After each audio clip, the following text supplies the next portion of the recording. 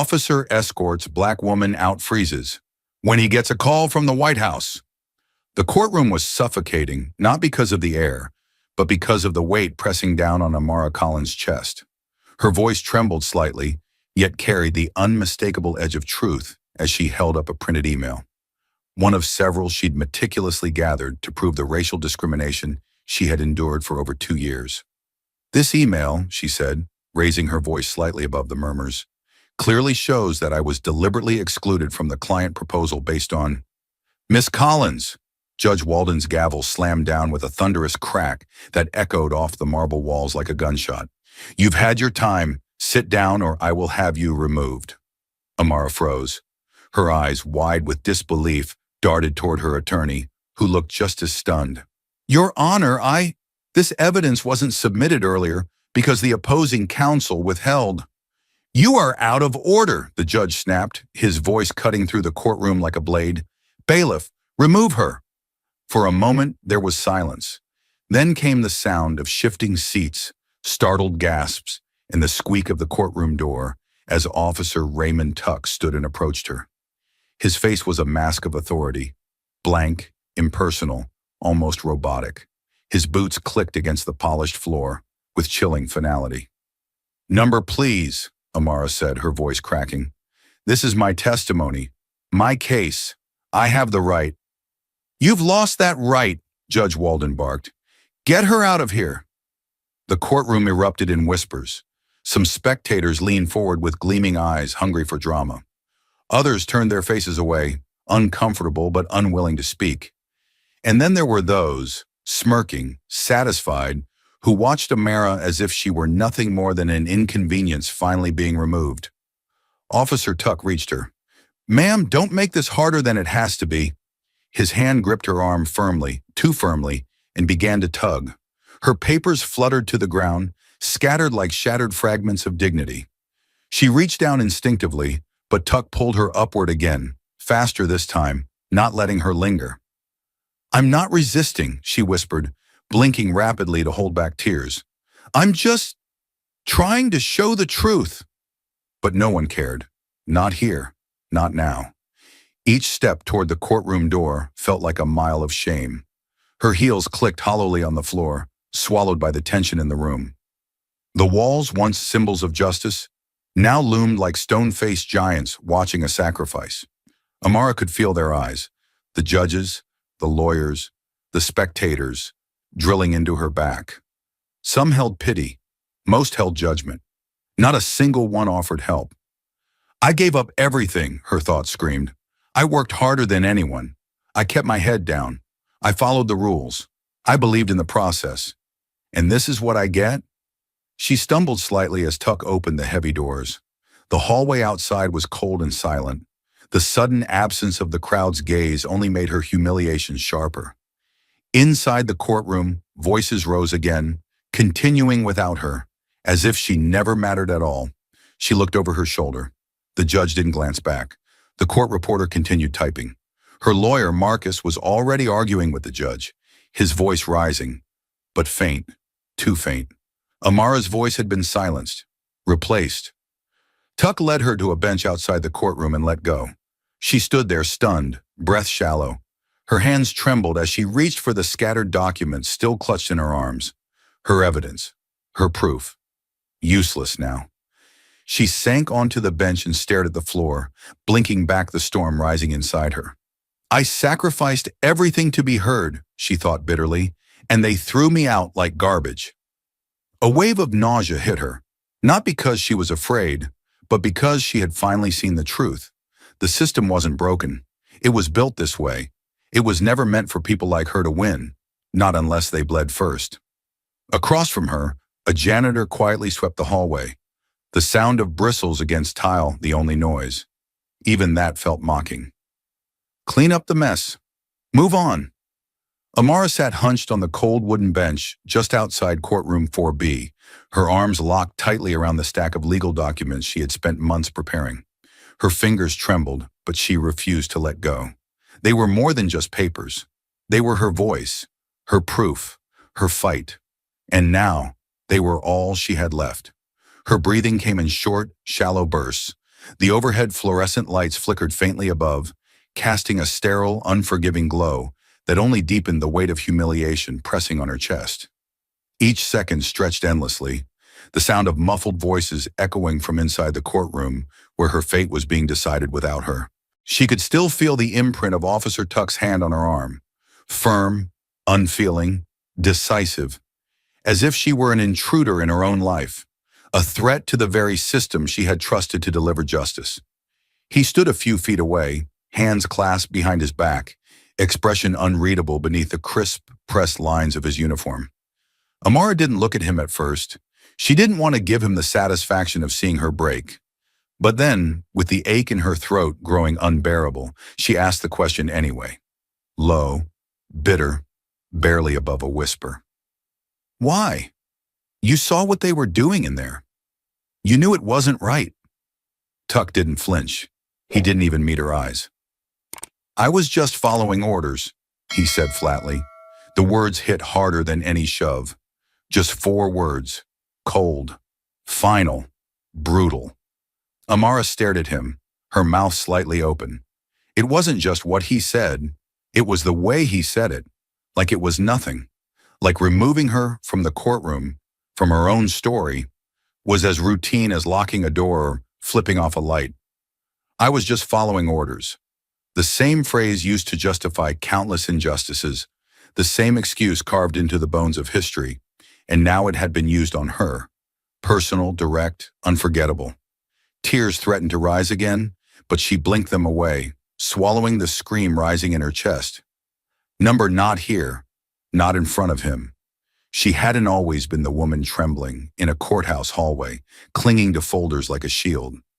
There was a time, just a few months ago, when Amara Collins walked into glass towers with her head held high, heels clicking confidently across marble floors, her sketches tucked under one arm, and a reputation that spoke for itself.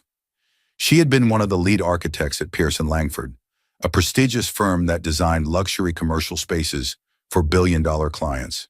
And not just the only black woman in the room, but the sharpest mind at the table, a woman whose visions shaped skylines. But that was before he arrived. Jason Whitmore, the new senior partner, white, late 40s, slick hair, polished smile, and the kind of practiced charisma that turned boardrooms into battlegrounds. On his first day, he made a point of calling Amara artistic instead of technical, creative instead of precise. Harmless words at first, but she knew better. Amara had felt it in the way his eyes scanned the room and always seemed to pause a beat longer on her. The way he smiled when she spoke, polite, patient, performative. He would compliment her designs in front of clients but later rewrite her plans before submission. Worse, he began assigning her less visible projects, passing her high-profile proposals to less experienced, whiter male colleagues. At first, she kept quiet. She had been through worse. She knew how to be twice as good to be seen as half as capable. But then the performance reviews started changing. One quarter, innovative and dependable. Next quarter, needs improvement in client-facing communication. Then, unclear fit with brand direction. Each critique came with a smile. Each email CC'd multiple directors. Each meeting left her smaller, quieter, angrier. Yet no one said the words out loud. No one ever said race, but everything screamed it. And when she asked for clarification, HR told her it was just a transition period. Then came the comment, whispered in a meeting room, caught on a hot mic during a Zoom call with senior staff. She's talented, but not really what our luxury clients expect. Her vibe is urban. Amara sat in her office long after that meeting ended, hands clenched in her lap, her skin crawling with fury. That single word, urban, draped like a noose around her career. She reported it. They launched an internal review. 2 weeks later, she was let go. No warning, no severance, no explanation. Just a cold, formal letter. We've decided to move in a different direction. She remembered staring at her computer screen for hours, numb. Her hands wouldn't stop shaking. She had poured 8 years into that firm, missed holidays, pulled all-nighters, landed 4 of their biggest clients. She was a cornerstone until they decided she didn't match the decor. She didn't go quietly. Amara filed a discrimination lawsuit. She had the emails, the performance data, witnesses, at least 2 junior staffers who had overheard the urban remark. But once the case hit the court, the corporate machine reared its full weight. They hired a high-profile defense firm. They claimed she was combative, said she struggled to collaborate, said her design work was too experimental for client needs. The lies came fast and smooth like oil on marble. And now as she sat outside the courtroom with Officer Tuck standing a few feet away, Amara's mind replayed it all like a cruel documentary on loop.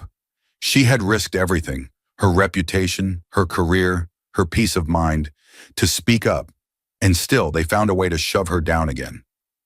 Every time I speak, she thought, they push me lower.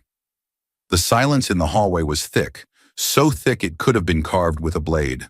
Amara sat still, heart pounding against her ribs like it wanted to scream its way free.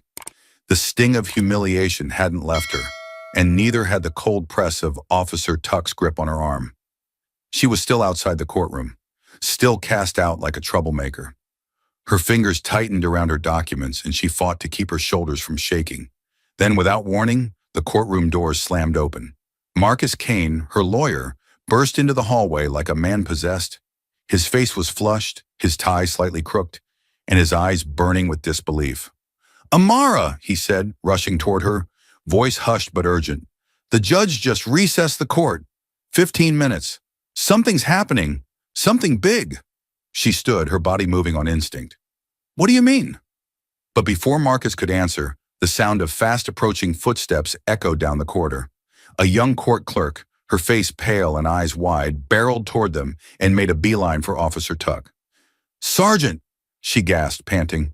"Judge Walden needs Ms. Collins back in the courtroom. Immediately." Tuck blinked. "What?" "She was removed on court order." "That was 10 minutes ago," the clerk snapped. "Now the order's changed." "Changed?" Tuck asked, visibly confused. "Why?" She hesitated for only a second, just long enough to glance at Amara with something like awe in her expression. "There was a call," the clerk said slowly, as if still processing it herself. "From the White House. Director. They want Ms. Collins to finish her testimony, and they want it now." The words fell like a lightning strike. Amara froze. Marcus's eyes widened. Tuck took a half step back. "The White House?" he echoed. The clerk nodded, breathless. "Judge Walden is in his chambers. You're to escort her back in immediately and treat her with full respect." For a heartbeat, the hallway was completely still. Amara could barely breathe. Her brain tried to piece it together. Why now? Why her? Why the president's office? But the bigger question, the one that refused to leave her mind, wasn't why, but how far this must have gone for someone at the top to care. And somewhere inside her. Something cracked open. Marcus leaned toward her. "Amara," he said, voice low, "you're not just a plaintiff now. You're a headline." But before she could reply, the scene cut hard to the judge's chambers. Judge Walden stood behind his desk, still holding the phone receiver in a trembling hand. His eyes were glassy. Sweat beaded along his forehead. On the other end of the call had been the Office of Public Liaison, one of the closest branches to the president himself. The voice had been calm, measured, but its weight was undeniable. "Yes, Mr. Secretary," the judge repeated. "Understood. I'll ensure the plaintiff is given an uninterrupted opportunity to present her evidence." He hung up slowly, almost reverently, as if the phone might shatter if he moved too quickly. For a long moment, he stared at nothing, his mind racing. The gavel, the crowd, the woman he had dismissed as if her story didn't matter. He could already hear the headlines forming. Judge silences discrimination victim, president intervenes. Racial bias in courtroom exposed by White House call. His career, his reputation, everything was now tied to the next few moments.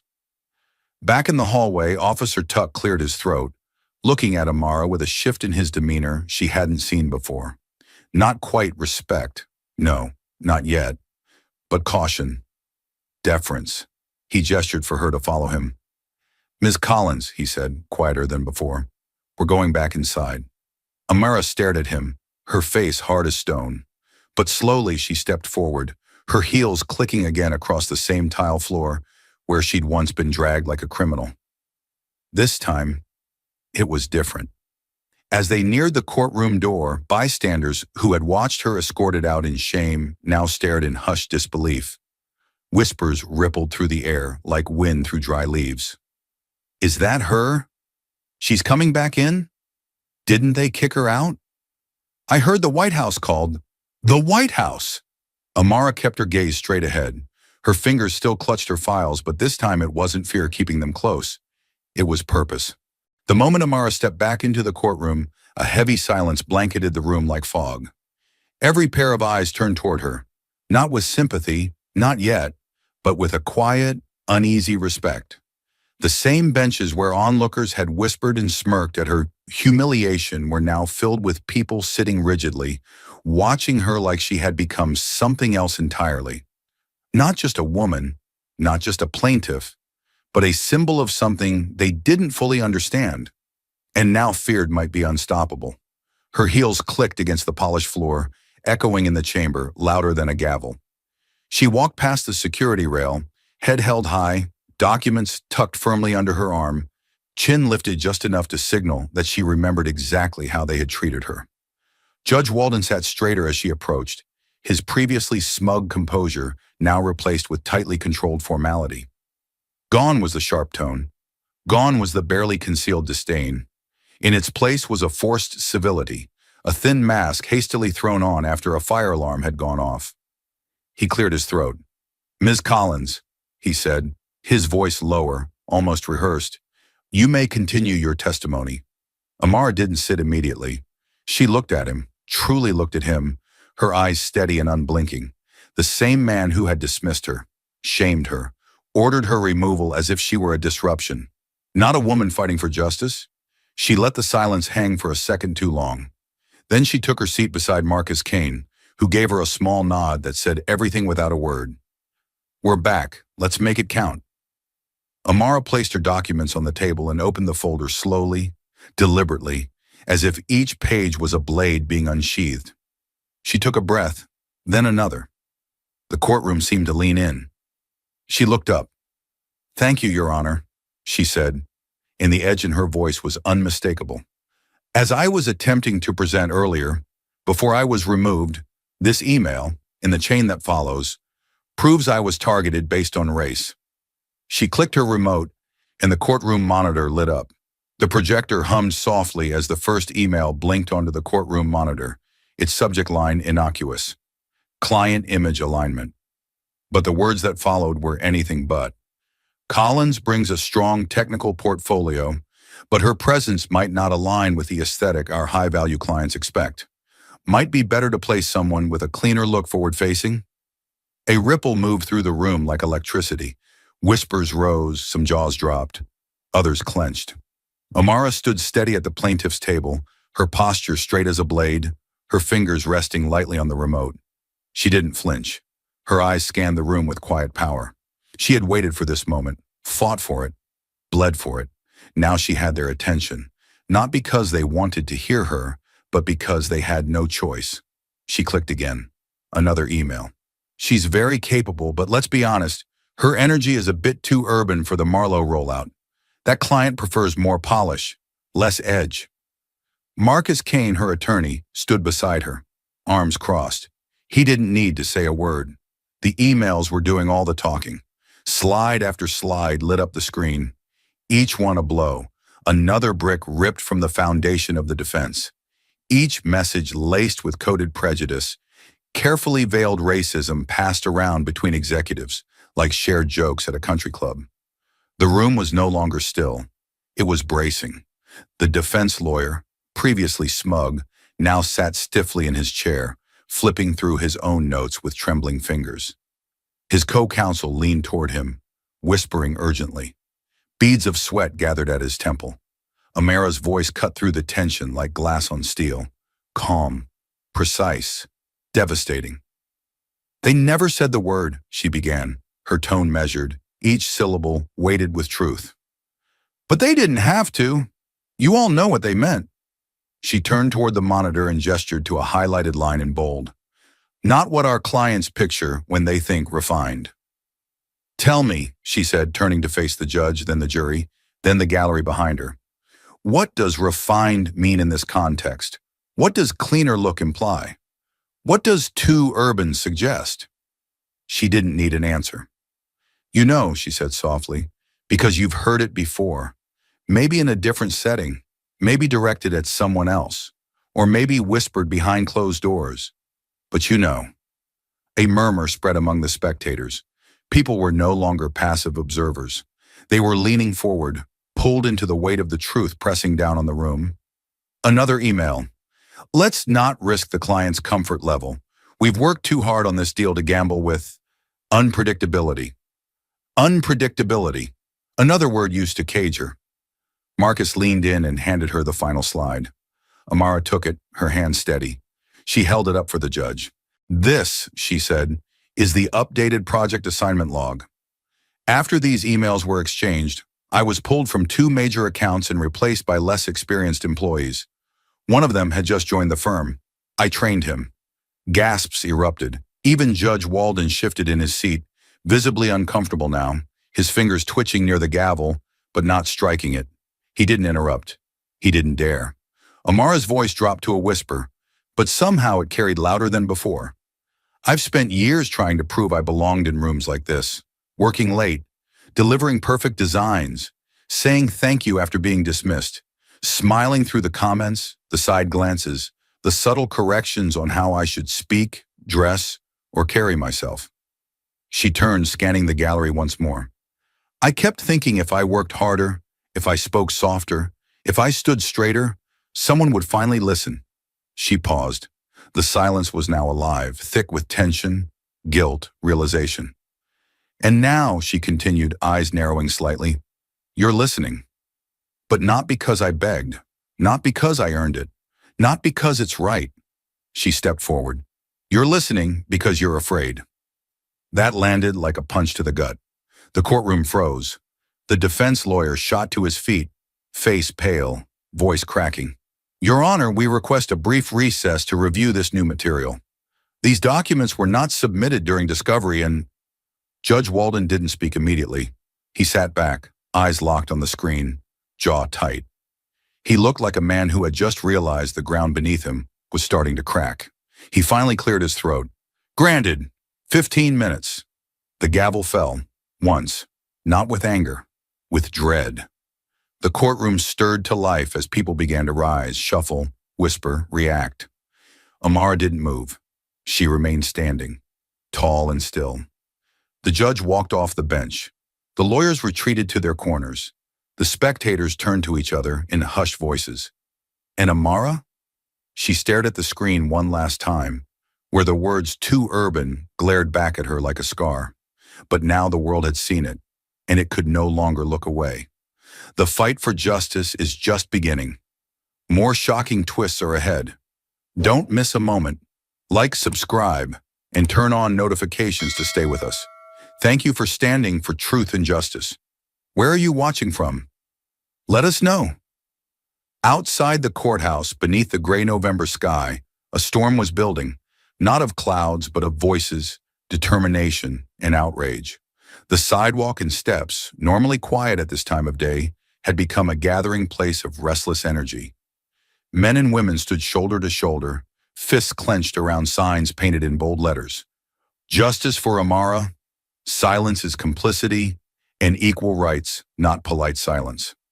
Their voices rose in rhythmic chants, echoing off the granite facade of the building like battle cries. Cameras flashed, capturing faces twisted with anger, pain, and passion. Reporters, microphones in hand, jostled for position, their voices urgent as they broadcasted live updates to a nation that had finally decided to pay attention.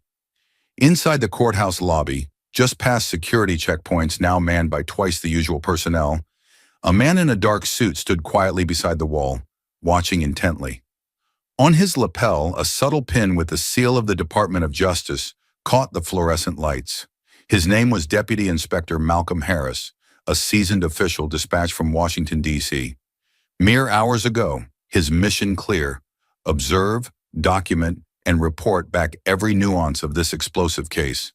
Harris's dark eyes scanned the room methodically, He had seen countless courtrooms, but this felt different. Electrified with tension, charged with significance, weighed heavy with implications that reached far beyond a single plaintiff. Inside courtroom 4B, Amara Collins was now seated beside her attorney, Marcus Kane, eyes fixed straight ahead. Her hands, though trembling slightly beneath the table, were locked tightly together, determined not to reveal any more vulnerability. She was no longer merely a dismissed employee suing for justice. She was now a symbol of a system that had failed so many others before her. Her story was no longer hers alone. It had transcended her personal struggle and had become a flashpoint for a nationwide conversation. Judge Walden's gaze flicked nervously toward Deputy Inspector Harris, then quickly away. His authority, which he had wielded so effortlessly earlier, was visibly weakened by the newfound scrutiny. The presence of the DOJ had changed everything. The defense lawyers huddled anxiously, voices low but tense, eyes darting to the man from Washington every few seconds. Their earlier arrogance had evaporated, replaced by careful, nervous calculation. Outside, the chants intensified. The protesters' voices reverberated, rattling windows and nerves alike. Civil rights activists now held megaphones, their impassioned words soaring across the crowd. Today it's Amara. Tomorrow it could be any one of us. A wave of applause roared back, vibrating through the walls of the courthouse. Each chant grew louder, each voice stronger, fueled by years of bottled frustration and indignation. High above, the skies darkened, and a cold wind whipped through banners, pulling at clothing and hair alike. But no one budged. News vans lined the street, satellites pointed skyward, live signals transmitting Amara's battle to millions of viewers across America. Reporters scrambled to keep up with updates pouring in from Washington, D.C., sources confirming that indeed, a phone call had come directly from the office of the president, demanding transparency in Amara's case. Headlines exploded across news sites in real time. White House steps into racial bias trial, justice for Amara. Racial discrimination lawsuit gains national attention after presidential intervention. Inside the courthouse, tension swirled through the corridors. Security officers exchanged anxious glances as the crowd outside grew larger, louder. Officer Tuck stood stiffly near the courtroom door, his earlier confidence now drained away by doubt. The chants from outside rattled him. Every syllable seemed to echo the phrase he'd uttered without thought earlier. Just following orders. How had everything turned so quickly? Within minutes, live updates flooded social media. Amara Collins and White House call trended at lightning speed. Celebrities, activists, and politicians tweeted their support. Others shared their personal stories of workplace discrimination, stories strikingly similar to Amara's. Her pain had become a collective outcry. Back in courtroom 4B, Marcus whispered softly to Amara, "The entire country's eyes are on you now. They can't sweep this away anymore." Amara exhaled slowly, meeting Marcus's eyes. "They finally hear me," she murmured, almost disbelieving, "but only because they fear who else might be listening." The courtroom door opened again, and Deputy Inspector Harris quietly entered, taking a seat in the back row. His presence sent a visible shiver through the room, a ripple of uncertainty. Judge Walden adjusted his robe, cleared his throat again, visibly uncomfortable. "We will resume," he announced stiffly, his eyes darting nervously toward the DOJ representative. Late afternoon sunlight sliced through the broad windows of the conference room, illuminating the polished mahogany table where Amara Collins sat, eyes blazing like tempered steel. Across from her, Richard Montgomery, lead counsel for Pierce and Langford, adjusted his cufflinks nervously. The calm, arrogant swagger he'd entered with had vanished. Now discomfort radiated from him like heat waves off desert sand. He cleared his throat, offering a forced smile. "Ms. Collins, the firm sincerely regrets any misunderstandings or feelings of discomfort you may have experienced." Amara raised a hand sharply, cutting him off. Her voice was cool, firm, like ice cracking under pressure. "Misunderstandings? Feelings of discomfort?" Her eyes narrowed dangerously. "I was humiliated, excluded, and erased. Your firm used words like urban and unrefined to justify pushing me aside, like I was disposable. Don't insult me now with empty apologies. Marcus Kane leaned back, arms folded, allowing Amara space to command the moment. This was her fight. He'd promised to back her up, but now was the time for her voice to strike hardest. Montgomery swallowed, visibly shaken. He pushed forward a leather-bound document. We understand you've suffered greatly, which is why Pearson Langford is prepared to offer you a generous settlement. 7 figures, Ms. Collins. More than enough to move on comfortably. Amara's gaze fell briefly to the document. 7 figures. Enough money to rebuild, to start anew, to forget. But forgetting wasn't what she wanted. No, she said, softly but resolutely. Montgomery blinked rapidly, startled. Excuse me? No, Amara repeated, voice rising slightly. You think money can wash away the humiliation? The sleepless nights? The scars your words left? I didn't come here today for money. She leaned forward slightly, eyes locked fiercely on his. I want change. Real, structural change. Montgomery's face went pale. Change? Amara stood suddenly, chair scraping against the marble floor, punctuating her demand.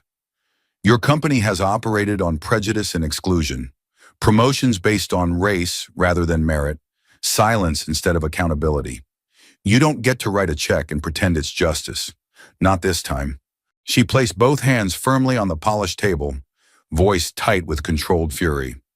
I want Pierce and Langford to publicly acknowledge their wrongdoing, to issue an apology, real, genuine, unqualified, admit openly that discrimination poisoned your workplace.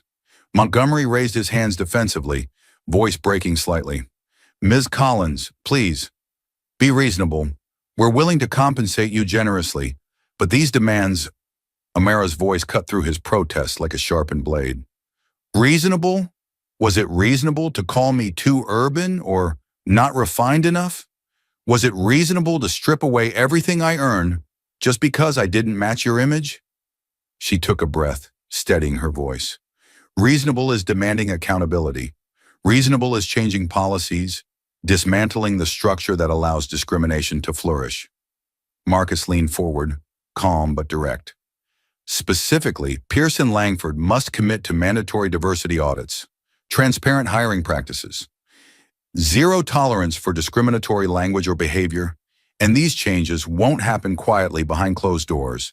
They'll be public, measurable, and enforced.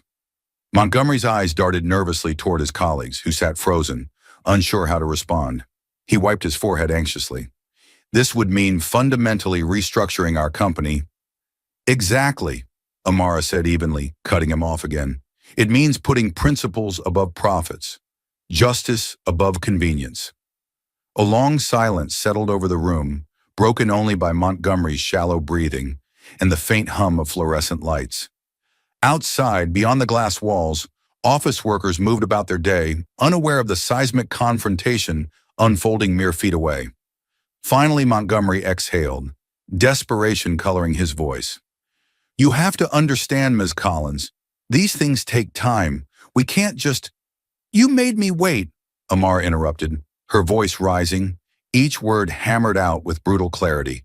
You made every black professional who walked into your offices wait. Every promotion denied, every idea dismissed, every career sidelined. How much time was taken from us? Montgomery looked down, defeated. Please, just give us a moment to discuss. Take your moment, Amara said, her voice steady again, filled with authority. But know this, I won't accept less than justice. Not today, not ever. Montgomery stood shakily, signaling his colleagues. They shuffled out silently, casting nervous glances over their shoulders as they exited, leaving Marcus and Amara alone. Amara sank slowly back into her chair, exhaustion briefly flickering across her face. Marcus placed a gentle hand on her shoulder. You were perfect, he whispered. Amara smiled faintly. Perfect won't matter if they say— Marcus shook his head, eyes serious. They won't say not now. You force them to confront what they've always hidden from. The whole world is watching. They're cornered. Amara exhaled, tension slowly easing from her body. I've spent years pretending these slights didn't hurt, Marcus. Years telling myself that if I kept working, kept smiling, kept quiet, eventually they'd see my value. Her voice broke slightly, raw honesty surfacing. But all they ever saw was skin, a label they created, defined, and used to limit me. Marcus squeezed her shoulder reassuringly. Today they saw strength, uncompromising, undeniable strength. They can't ignore that. Amara straightened, reclaiming her fierce composure. Then let's make sure they never forget it. The first email arrived just past midnight, a quiet ping echoing softly through Amara Collins' small apartment, jolting her awake. Her heart raced as she opened it, screen illuminating her face in the darkened room. The sender's name made her pause sharply. It was from Melanie Diaz, a former intern at Pearson Langford. The subject read simply, "Standing with you." As Amara's eyes scanned each line, a surge of raw emotion filled her chest, tightening painfully, yet powerfully. Melanie recounted witnessing firsthand how management had undermined Amara's projects, quietly dismissing her ideas and openly mocking her behind closed doors. Her final sentence blazed across the screen, fearless and unwavering. "If you need a witness, I will be there, no matter the cost." Before Amara could process the weight of that offer, another email arrived, and another. Within minutes, her inbox filled with messages, each one a sharp, precise strike at the heart of Pierce and Langford's facade. Employees she barely remembered, interns she had mentored briefly, colleagues who had once stayed silent, all now stepping forward. Some offered their names openly, others requested anonymity, but each voice resonated loudly, unmistakably clear. "I saw what they did to you. It happened to me too. You're not alone." Every message added fuel to a fire that had already ignited into something larger than herself. Amara felt tears welling up, but this time, they were tears of relief, validation, determination. Dawn broke across the city, bringing with it a cascade of revelations that shattered any remaining illusions about Pierce and Langford's carefully curated image. The next bombshell came anonymously, delivered through a secure envelope to Marcus Kane's law office. A typed letter, carefully worded, starkly laid out allegations from a current manager still within the firm.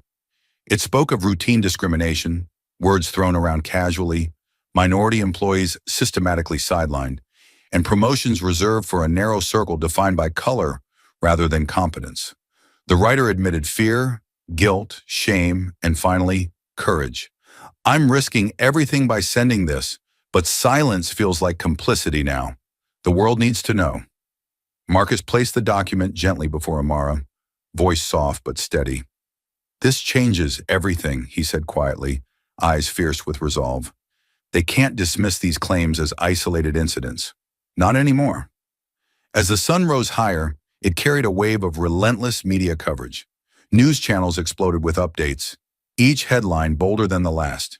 Pierce and Langford's carefully polished corporate image unraveled publicly, threads snapping violently under scrutiny. Live footage from outside the firm's downtown headquarters showed reporters crowded against glass doors, microphones thrust towards stunned executives who shielded their faces, refusing to comment. Then came the inevitable. By noon, reports surfaced of multiple new lawsuits filed simultaneously against Pierce and Langford, each echoing Amara's allegations with chilling similarity. Minority employees who had long suffered quietly now stepped boldly into the spotlight, driven by the bravery of a single voice. Class action attorneys arrived swiftly, assembling victims with practiced efficiency, their presence signaling not just trouble, but potential catastrophe for the firm. Inside Pierce and Langford, chaos reigned. Emergency meetings filled conference rooms, voices raised in anger, panic, disbelief.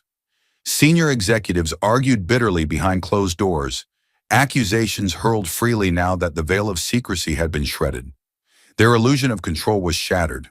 Lawyers advised damage control, public apologies, swift settlements, but no strategy seemed enough to stem the flood. They were drowning in accountability, dragged under by the weight of countless injustices, finally surfacing all at once. As the crisis deepened, another unexpected ally emerged from an unlikely source.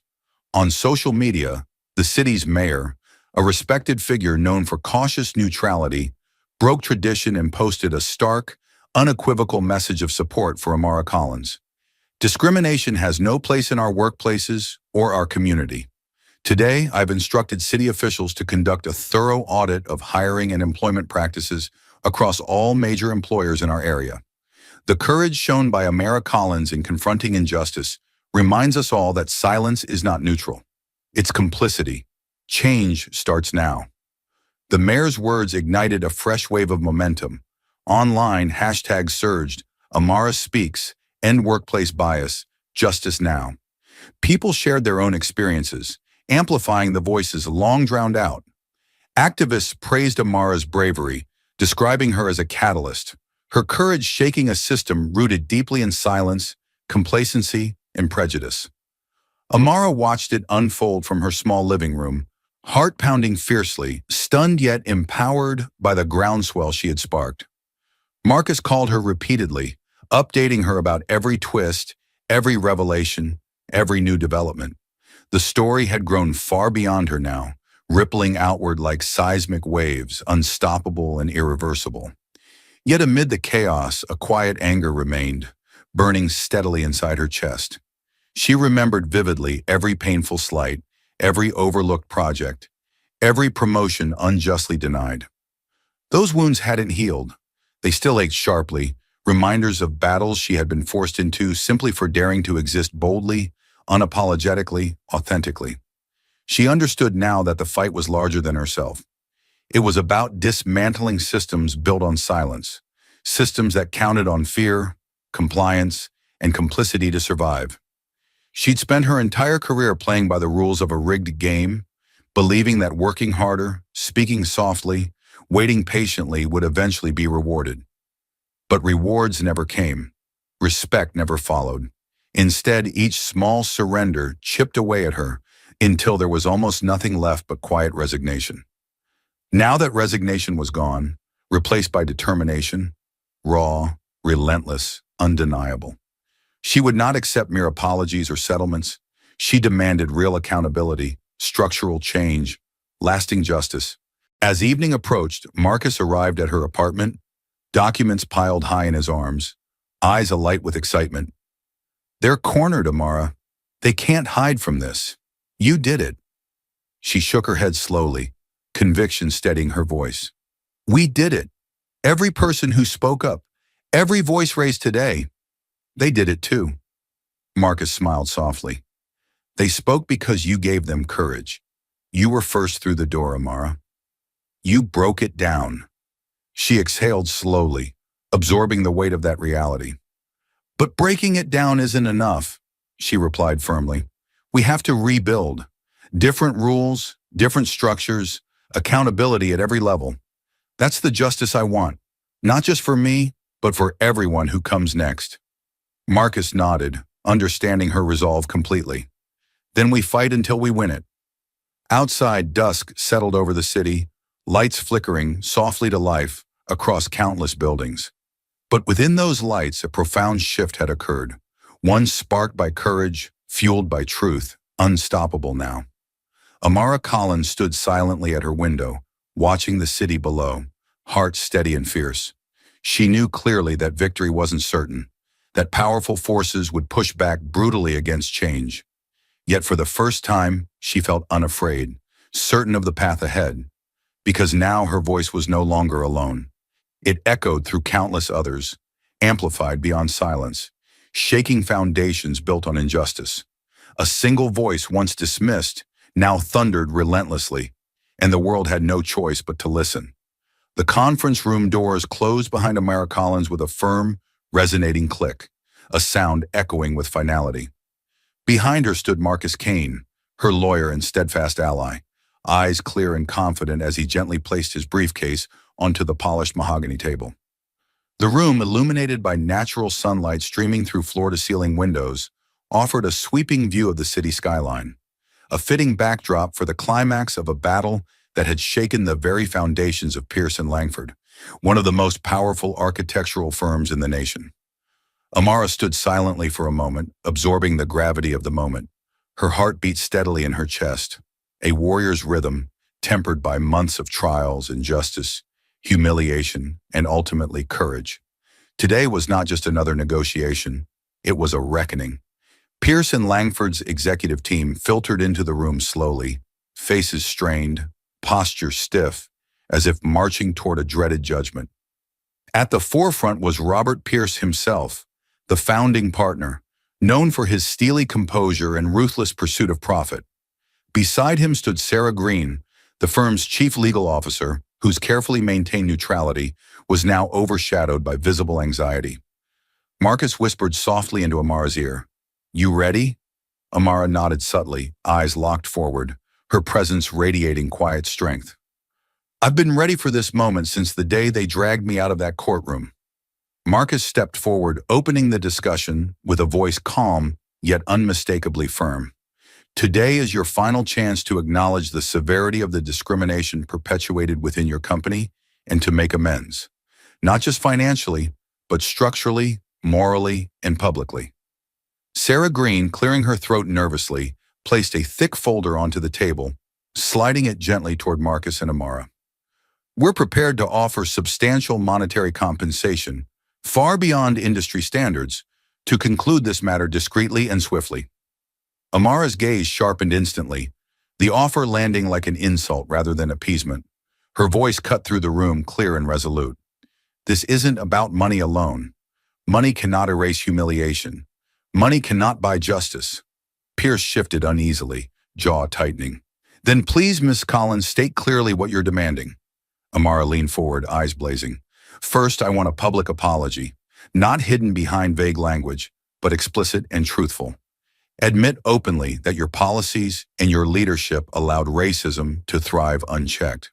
Pierce visibly flinched but remained silent, allowing her to continue. "Second," Amara continued forcefully, "structural reform, mandatory diversity audits conducted quarterly by independent evaluators, ensuring that talent and merit dictate career advancement, not racial prejudice. Publish these results transparently so that the public sees genuine accountability." Marcus watched carefully, knowing each word struck deeply into the company's defensive shield. Amara didn't pause. "Third, comprehensive anti-discrimination training for every single employee, starting from executive leadership down. Educate yourselves, because ignorance is no longer a valid defense." The tension thickened. Sarah Green glanced nervously toward Pierce, her face pale. "These terms are extremely demanding. Our clients," Amara interrupted, voice icy yet controlled. "Your clients deserve transparency. Your clients deserve a firm that practices integrity, not one built on hidden bigotry. If Pierce and Langford refuses these reforms, your clients will learn exactly who they're doing business with." Pierce slammed his fist onto the table, voice trembling with anger and desperation. "You're trying to dismantle everything we've built." "No," Amara replied evenly. "I'm demanding you rebuild it stronger, fairer, honestly." A silence fell heavily over the room, broken only by the distant hum of city traffic below. Finally, Pierce sank back into his seat, shoulders sagging in resignation. "If we accept," Marcus stepped forward confidently. "If you accept, this matter can conclude respectfully. If not, you risk facing multiple class action lawsuits, federal scrutiny, and permanent reputational damage. You've already seen how public this has become." Pierce glanced helplessly toward Green, who nodded subtly. Their choice was clear, though bitter. At last, Pierce exhaled deeply, nodding in defeat. "We accept your terms." Amara remained poised, emotion carefully concealed despite the whirlwind within her heart. Marcus gave her a reassuring glance as Sarah Green signed the agreement slowly, hands shaking. Pierce followed, pen scratching harshly against paper. As the papers were signed, a sudden commotion erupted beyond the conference room's glass doors. Voices rose sharply, escalating into shouts. Everyone turned sharply, witnessing through the transparent glass the astonishing sight unfolding outside. Two security officers marched briskly alongside Jason Whitmore, the manager whose prejudiced decisions had ignited this crisis. Whitmore's face was pale, expression frozen in shock and humiliation as he was escorted forcefully toward the elevators, a cardboard box of belongings clutched awkwardly in his arms. Amara watched the scene unfold, her breath catching sharply in her throat. Memories surged back fiercely. The courtroom humiliation, Officer Tuck's hand gripping her arm, the whispers of those watching her escorted out as though she were a criminal. Her voice broke the tense silence, quiet but filled with conviction. I remember the moment I was dragged from that courtroom, treated like I was worthless, like my voice didn't matter. Pierce looked away uncomfortably. Sarah Green's eyes dropped to her lap. Amara pressed forward relentlessly. Today, the person responsible for the injustice I suffered is facing consequences. Not because he was unpopular or inconvenient, but because his behavior was wrong. Because now, finally, you're forced to look directly at what your silence enabled. Marcus placed a gentle hand on her shoulder, pride evident in his expression. Change begins today, because Amara refused to stay silent. Pierce stood shakily, eyes avoiding Amara's direct gaze. We will issue the public apology immediately, he muttered. The reforms you've demanded, they'll start immediately. You have my word. Amara turned slowly, locking eyes with him, her gaze penetrating and unwavering. Your word alone means nothing. Actions speak. This is your chance, maybe your only chance, to become a company worthy of respect. Don't waste it. Pierce nodded stiffly, turning quickly toward the door, Sarah Green following silently behind. As the executives exited, the room felt lighter yet still heavy with the weight of transformation ahead. Marcus exhaled, smiling gently. You did it. You took back your dignity. Amara remained quiet a moment, staring out at the sprawling city below, reflecting. This wasn't just about my dignity, Marcus, she finally whispered, voice filled with quiet intensity. It was about every person forced to silently endure prejudice because they feared repercussions. It was about shaking the very foundations of a system that thrives on silence. Marcus nodded solemnly. And you did exactly that. Amara turned, strength radiating clearly from her stance. Today isn't the end. It's just the beginning. The world is watching, Marcus. Pierce and Langford can never return to silence again. Outside, the late afternoon sun cast golden hues over the skyline, illuminating every building in soft, fiery light. A perfect reflection of the fire now burning inside her heart. Steady, unwavering. She had been dragged from that courtroom, humiliated, erased, but she had returned stronger, braver, undeniable. Now standing in the same halls where she'd once felt invisible, she understood deeply her voice's power. Not because it was loud, but because it spoke truths others feared to acknowledge. She turned resolutely toward the doors, Marcus by her side. Together they stepped forward confidently, knowing that today justice had been served. But tomorrow the real work began, because silence was no longer acceptable, and Amara's voice would never be quieted again. Thank you for watching until this moment, and for standing with us on this journey for justice. Your support means everything.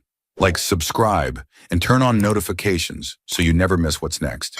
And we'd love to hear your thoughts. Leave a comment below and let us know what moved you most in this story. Together, our voices make a difference. The bright studio lights shone hotly on Amara Collins, the powerful glare almost blinding, yet she sat composed, her gaze calm and resolute, her heart hammered in her chest, the sensation both familiar and strangely empowering after all she had faced.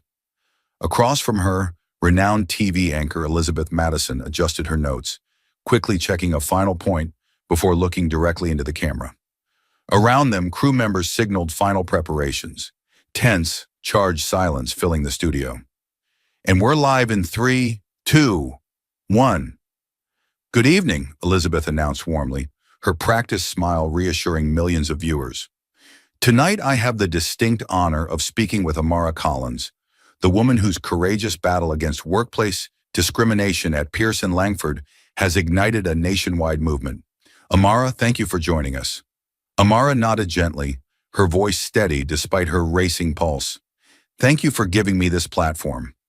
Elizabeth leaned forward slightly, her tone serious yet compassionate.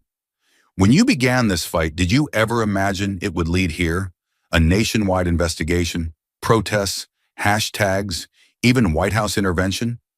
Amara smiled faintly, shaking her head softly. I never imagined any of this. Honestly, when I stepped into that courtroom, All I wanted was someone, anyone, to truly listen. For so long, my voice had been drowned out, dismissed. I reached a point where silence was no longer an option. Elizabeth's voice softened. Your bravery inspired countless others. You're seen as a symbol now, a champion for justice. How does that responsibility feel? Amara hesitated, choosing her words carefully. If I've become a symbol, it's because the problem is so much larger than me.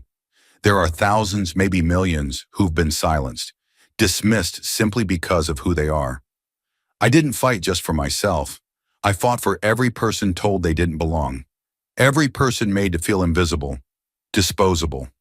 Her eyes glistened slightly, passion and pain intertwined in her words. I don't see myself as a hero, Elizabeth. I'm just someone who refused to be quiet any longer. But if my voice helps others find theirs, then every moment of pain was worth it. Elizabeth nodded appreciatively. Your case has sparked significant national attention. As you know, the Department of Justice has announced comprehensive investigations into discriminatory practices at corporations nationwide. The hashtag number sign Amara Justice is now a viral phenomenon. Did you anticipate the magnitude of this movement? No, Amara admitted honestly, voice firm yet humble. I never expected my personal fight would resonate on such a scale. But perhaps that speaks volumes about how widespread and entrenched this problem truly is. People everywhere are speaking out because they've seen that their experiences are shared, that they aren't alone. It's no longer about just one company or one courtroom. It's about confronting systemic injustice wherever it exists. Elizabeth leaned closer, her voice now gentle, intimate. Amara, your journey began with such humiliation and pain. You've transformed that into power and change. How does it feel, knowing the world is finally listening? Amara paused, breathing slowly, emotion briefly surfacing before she reclaimed her composure. Honestly, Elizabeth, it's overwhelming. For years, I fought quietly, believing if I worked harder, endured silently, one day I'd be respected. But respect never came. Instead, my silence enabled their injustice. When I finally spoke up, it was terrifying, lonely. I was removed from that courtroom, dragged away like a criminal. Yet today, that very courtroom, that company, they were forced to face the truth they'd long avoided. She straightened slightly, her voice strengthening. The world didn't listen because I was perfect or heroic. It listened because truth can only be suppressed for so long. And now, no one can look away. Elizabeth paused thoughtfully, absorbing her words. Thousands now march, protest, and share their stories under hashtag Amara Justice. How do you feel, knowing your courage has inspired this movement? Amara's eyes shone with quiet intensity.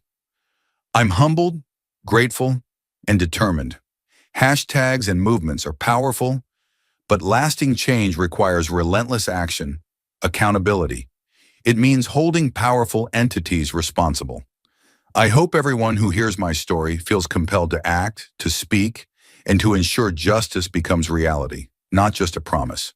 The interview concluded, Elizabeth warmly thanking her as cameras dimmed and studio lights softened. Amara exhaled deeply, rising slowly.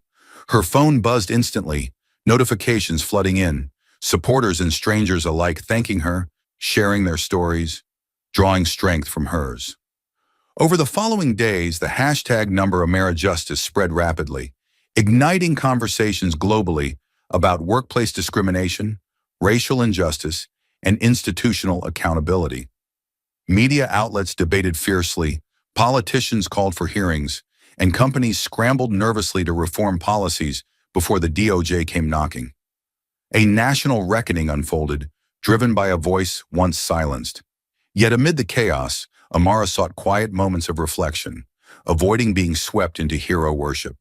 She never desired fame or symbolic status. She had only wanted fairness. But the world had chosen her as their symbol of resistance, an ordinary woman who dared challenge extraordinary injustice. Weeks later, walking hand in hand through the tree-lined paths of a city park with her daughter Ava, Amara finally allowed herself a brief moment of peace. Laughter echoed softly, sunlight dancing through leaves as families enjoyed carefree afternoons.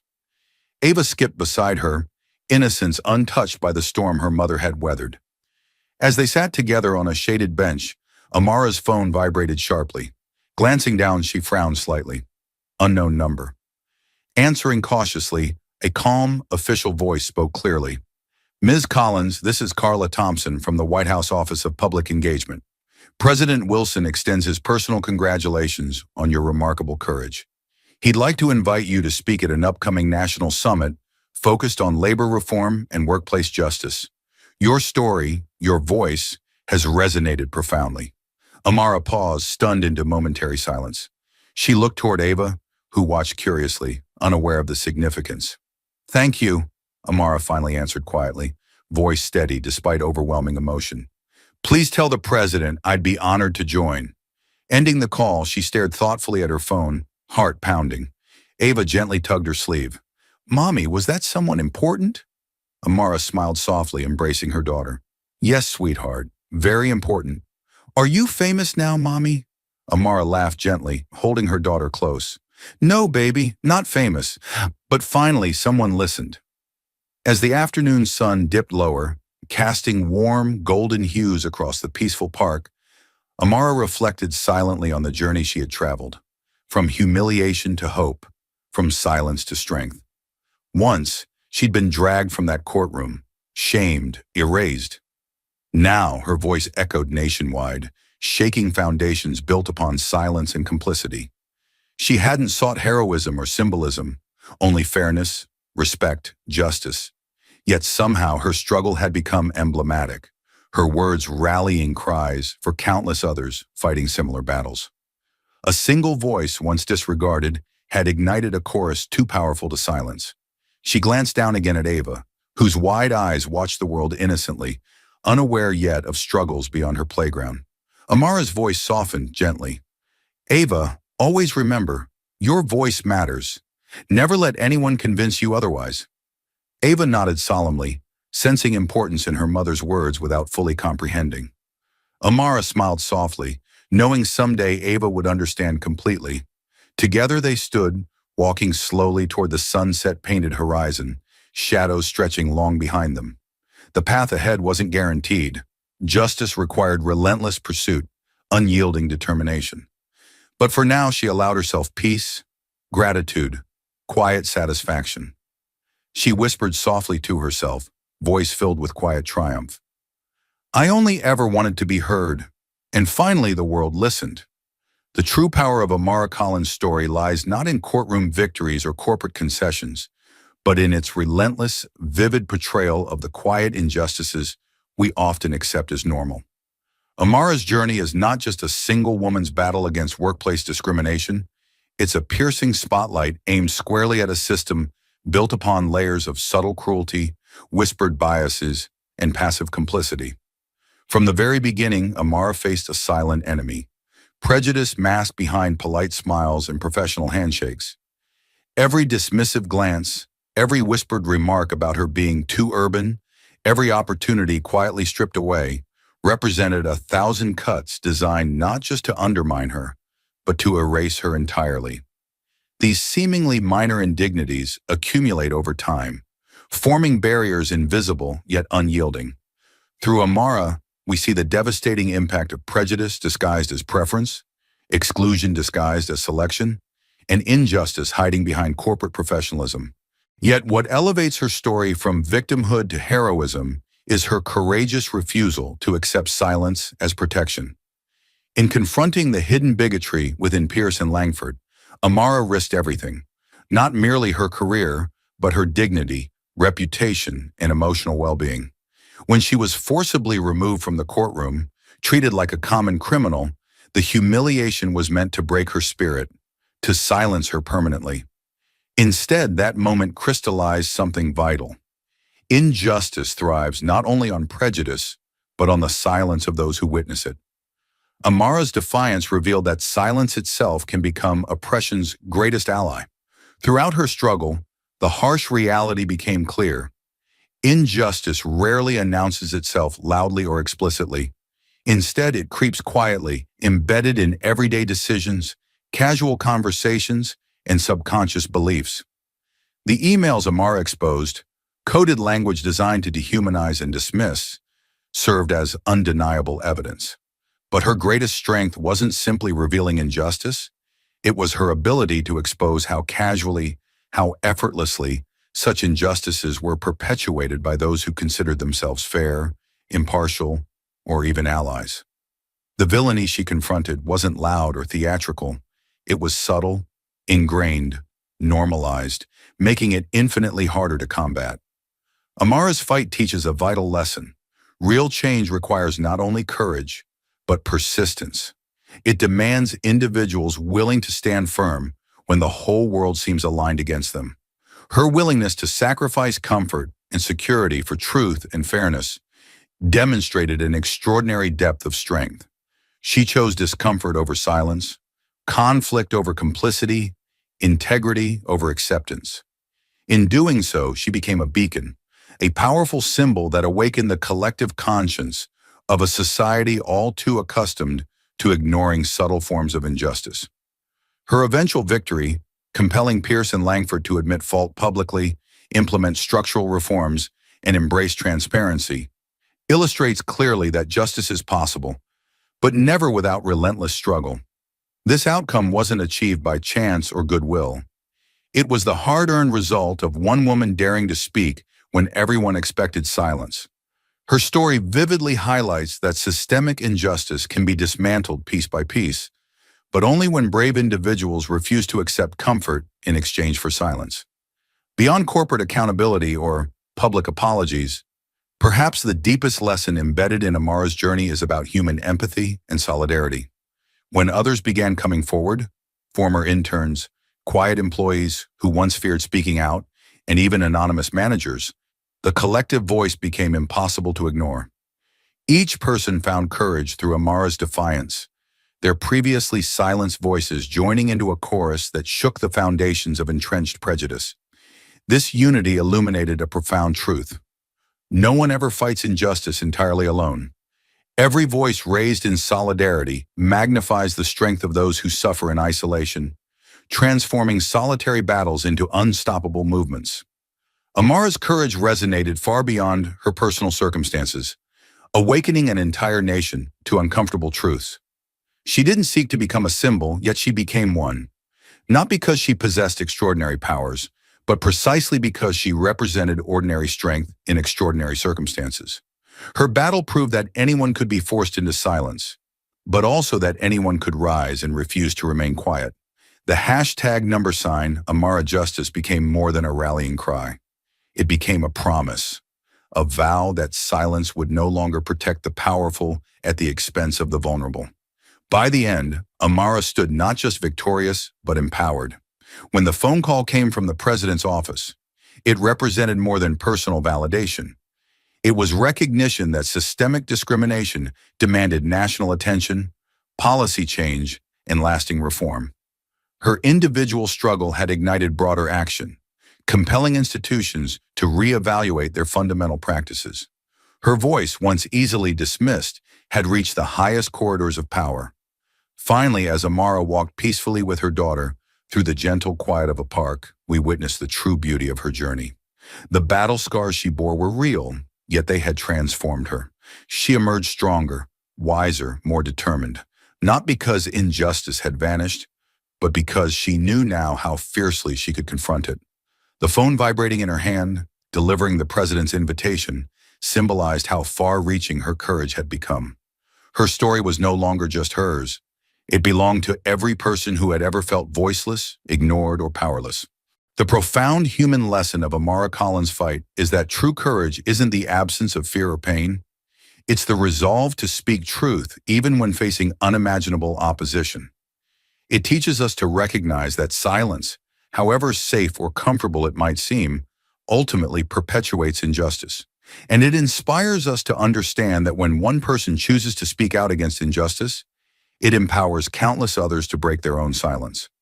Amara's journey reveals clearly, each voice matters, each act of courage counts, and no injustice can survive forever when confronted relentlessly by truth. Her ultimate realization echoes powerfully, resonating long after her battle concluded.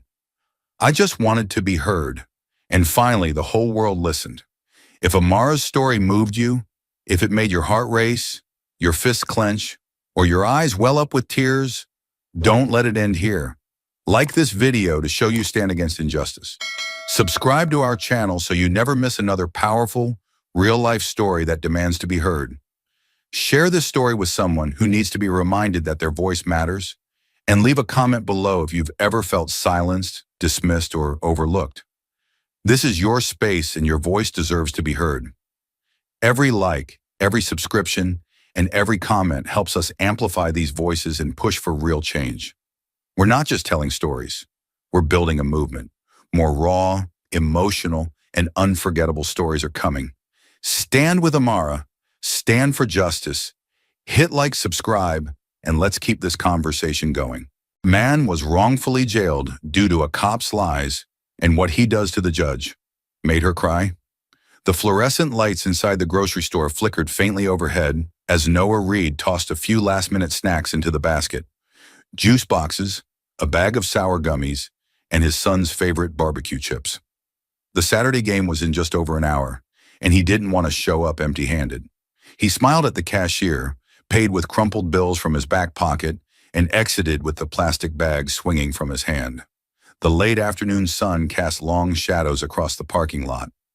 The pavement warmed beneath his boots. He barely made it 20 steps before chaos erupted. "Get on the ground! Hands where I can see them!" Noah's body jolted with the shout. He turned, eyes wide, heart slamming against his ribs.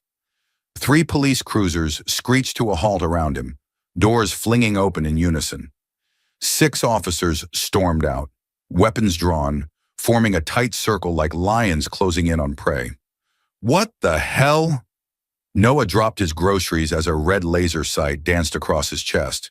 Before he could finish his sentence, a body slammed into him from behind, driving him hard into the asphalt. The ground tore at his skin. His head hit the pavement with a sickening crack.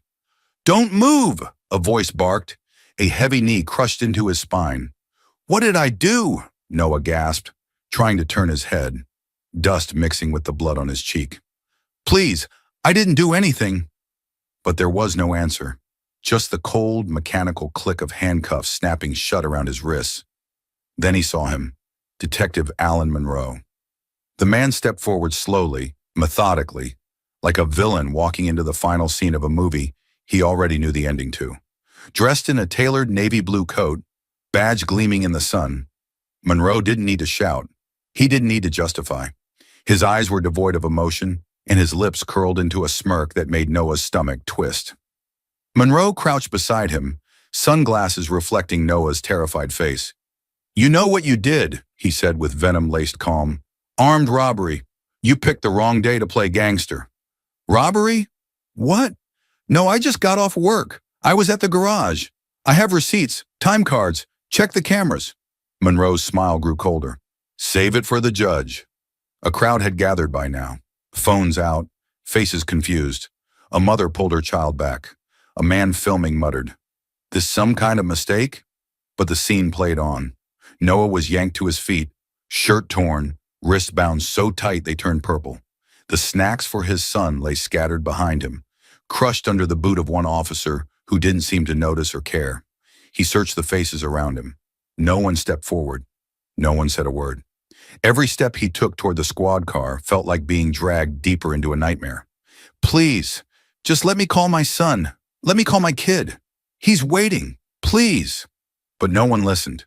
The back door of the cruiser slammed shut, sealing Noah behind steel and tinted glass, as if the truth didn't matter anymore. Inside the vehicle, the air was stifling. Noah's chest heaved as panic gripped him. Through the window, he saw Monroe laughing quietly with another officer, like this was just another routine bust. Like Noah's life wasn't unraveling at the seams. This can't be real, he told himself, but the handcuffs on his wrists said otherwise. They didn't ask him for an alibi. They didn't let him speak. There was no Miranda warning, no courtesy, no dignity, just brute force and humiliation. He wasn't a suspect. He was a target, prejudged, profiled, and now prosecuted before a single fact had been reviewed. The courtroom air was thick and suffocating, a mix of stale sweat and nervous anticipation hanging heavily beneath the ornate chandeliers that belonged to a different era. A stark irony, considering justice today seemed as outdated as the fixtures themselves. Noah Reed sat rigidly at the defendant's table, his heart hammering violently against his rib cage as he struggled to process how his life had descended into this surreal nightmare. Beside him, his public defender, Andrew Colson, fumbled anxiously through scattered documents, eyes bloodshot from too many sleepless nights and too little preparation. It was painfully clear. Colson was juggling dozens of other cases, and Noah was merely a file number, another forgotten face lost in a system stretched to its breaking point. Judge Laura Whitaker presided from above, her expression detached and indifferent, eyes glazed over from years of routine. She peered over thin glasses perched low on her nose, occasionally flipping pages from the file in front of her without ever truly looking at Noah. To her, he was just another case, another checkbox in her busy day. Noah searched her face desperately for empathy, for some faint trace of curiosity or fairness, but found nothing but boredom masked as impartiality. The heavy doors at the back creaked open, the sound reverberating ominously throughout the courtroom, and Detective Alan Monroe strode confidently toward the witness stand. His polished shoes clicked sharply against the marble floor, echoing with each step, a cruel metronome counting down Noah's chance for freedom. Monroe wore his uniform impeccably, badge glinting mockingly beneath the harsh fluorescent lights. A slight, sinister smirk pulled at the corners of his mouth, betraying his satisfaction at a performance carefully staged to perfection. Monroe swore an oath to tell the truth, but the solemnity of that promise was betrayed by the ease with which he leaned back comfortably in his seat, his demeanor cool and arrogant. "Detective Monroe," the prosecutor began, his voice projecting with theatrical conviction, "could you describe the evidence that ties the defendant, Noah Reed, to this violent armed robbery?" Monroe's eyes locked onto Noah's briefly, a cold glint shimmering beneath his calculated facade. He spoke calmly, deliberately, delivering each word as though rehearsed 1,000 times. "We recovered Mr. Reed's fingerprints clearly embedded on the weapon discarded near the crime scene. Forensics confirmed it was an exact match," Monroe said, voice dripping false sincerity. "Additionally, we have a witness who positively identified Mr. Reed fleeing from the scene, weapon still in hand." At these words, Noah's pulse quickened with shock and rage, eyes widening in disbelief. He knew this was impossible. He had never touched a gun in his life. He instinctively glanced toward Colson, desperate for intervention, for any hint of outrage. But his lawyer was fumbling through a stack of unrelated paperwork, lost in his own confusion. "Objection!" Colson finally sputtered, standing abruptly and scattering sheets across the table. "Your Honor, this evidence was never properly disclosed." Judge Whitaker raised a disinterested hand, silencing him immediately. "Counselor, if there was an issue with evidence disclosure, it should have been addressed during pretrial motions. Sit down." Defeated, Colson sank back into his chair, his protest weak, dying in his throat. Noah's stomach churned. He was completely alone in this room, full of strangers who had already made up their minds. Noah desperately scanned the jury, 12 blank faces looking down at their notepads, scribbling occasional notes, disconnected from the human being whose life now balanced precariously in their hands. Panic rose like bile in his throat. He needed to speak, to scream out the truth. He couldn't just sit quietly as lies swallowed him whole. "Your Honor," Noah blurted, voice breaking in desperation. "Please, check the cameras from my workplace. I was nowhere near the robbery. I was working overtime at the garage that night. People saw me." Whitaker finally glanced up, her cold eyes narrowing slightly, as if annoyed by this sudden interruption. "Mr. Reed, control yourself. Your attorney will speak for you." But Noah shook his head vehemently, refusing to yield. "He hasn't spoken for me at all. No one has. I'm innocent, and you're sentencing me right now without even trying to see the truth." Judge Whitaker banged her gavel sharply, the harsh echo silencing Noah's desperate pleas.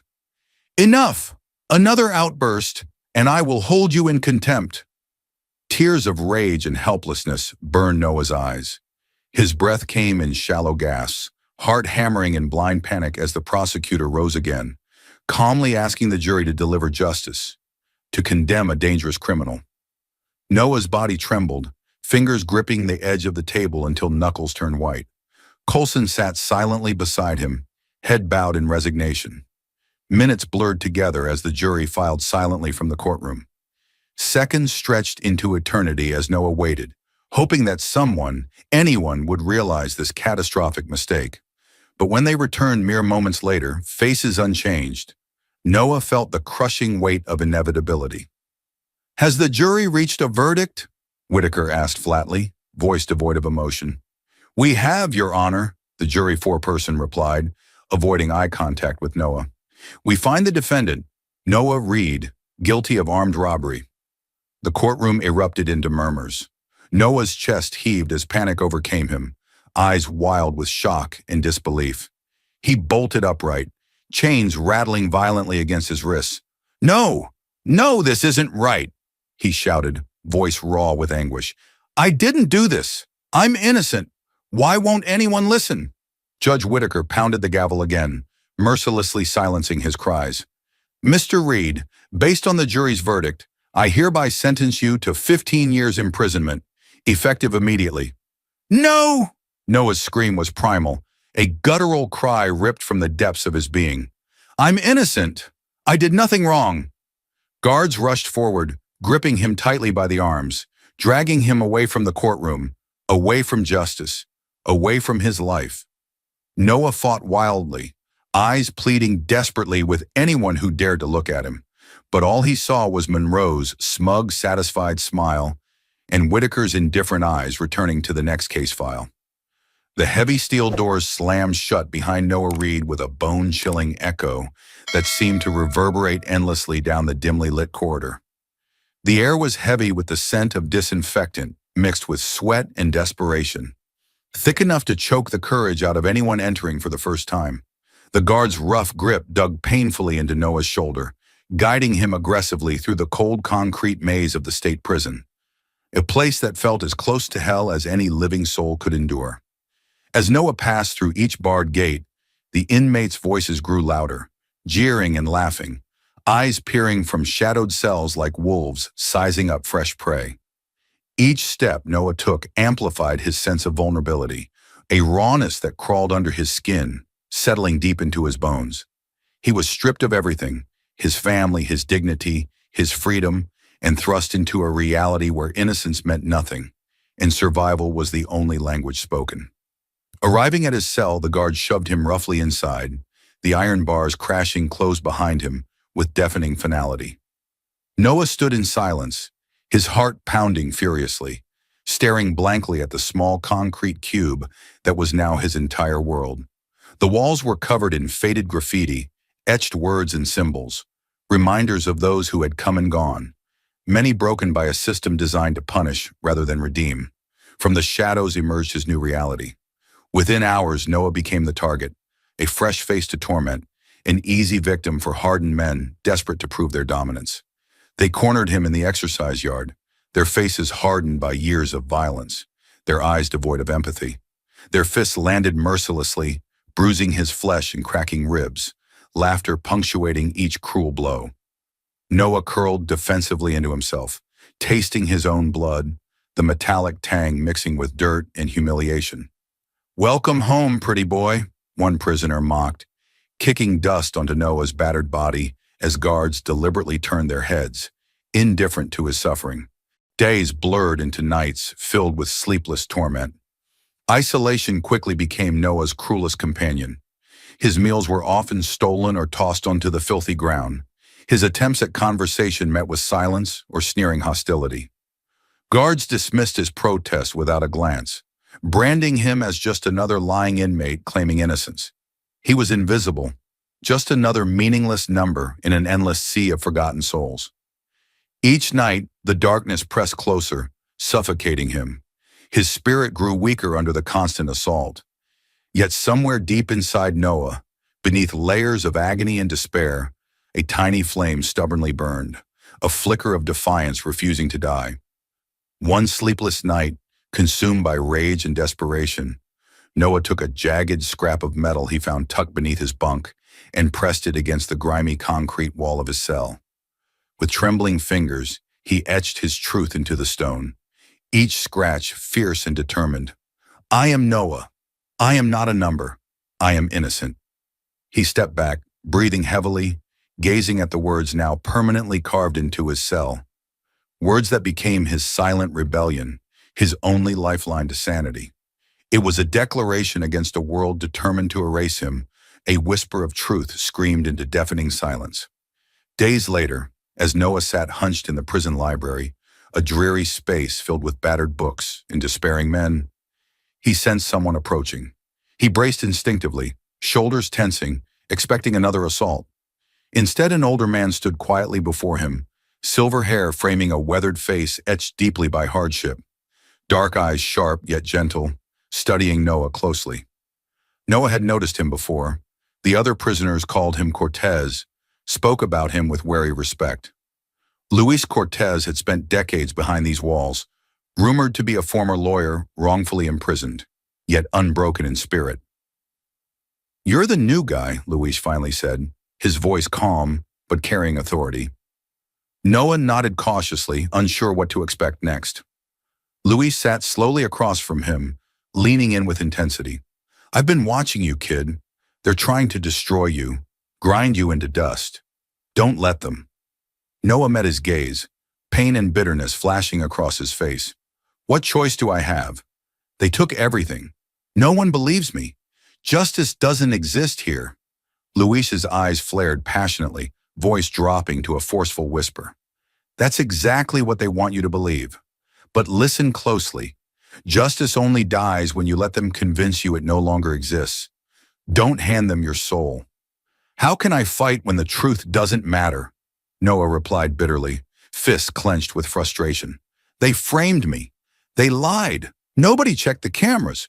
Nobody cares. Luis's jaw tightened, eyes burning brighter, his tone sharp and commanding. Then make them care. Fight back smarter.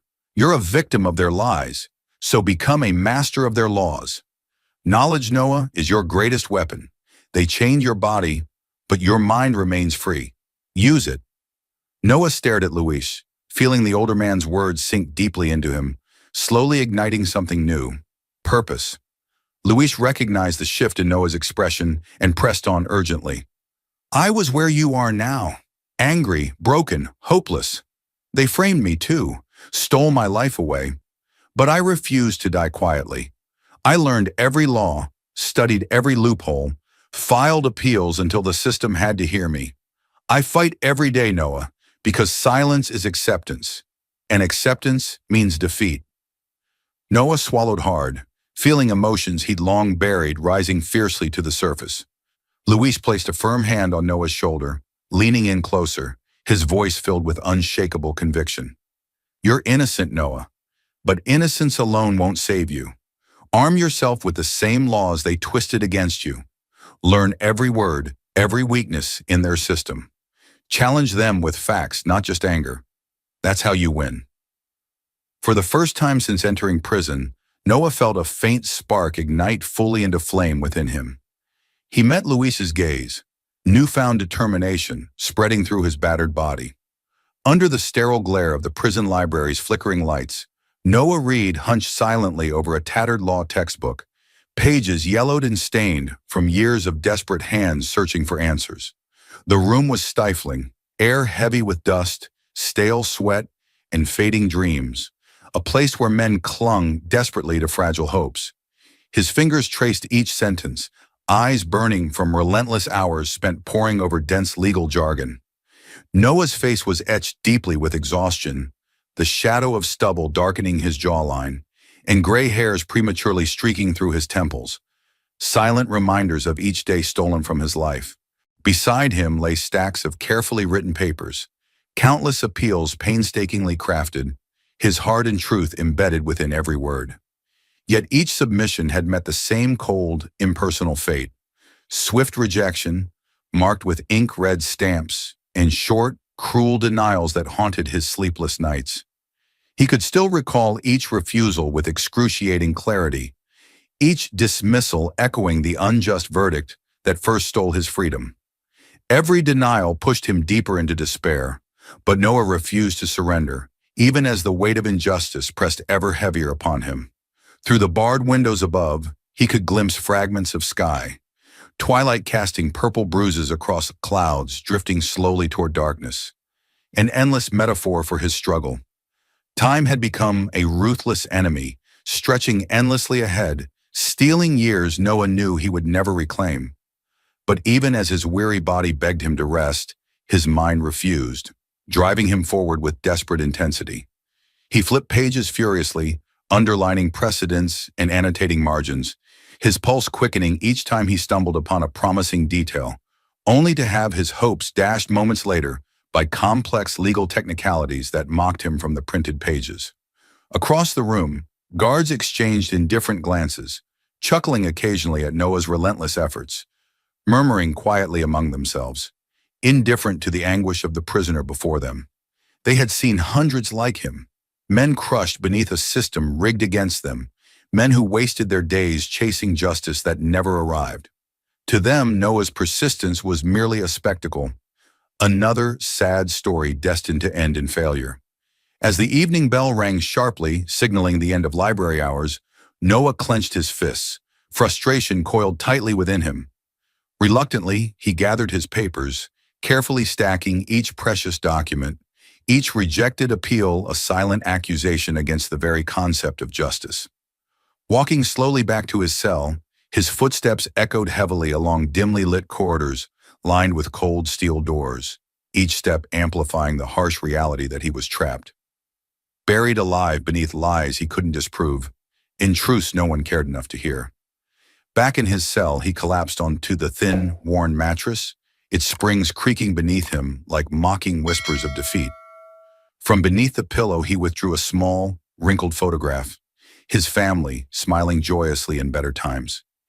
His heart twisted painfully as he stared at his wife, Sarah, her eyes bright with laughter that now felt impossibly distant. He vividly recalled the day he received her final letter, cold and brief, informing him she'd moved on, unable to endure the whispers, judgment, and shame of being married to a man branded criminal. Her absence hollowed him, a wound that refused to heal, but the loss that cut deepest was that of his son, Marcus.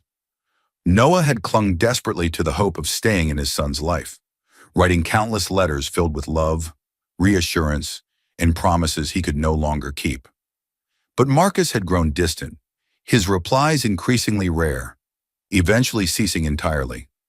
Noah remembered the unbearable ache of the day his last letter returned unopened, stamped cruelly, "Return to sender."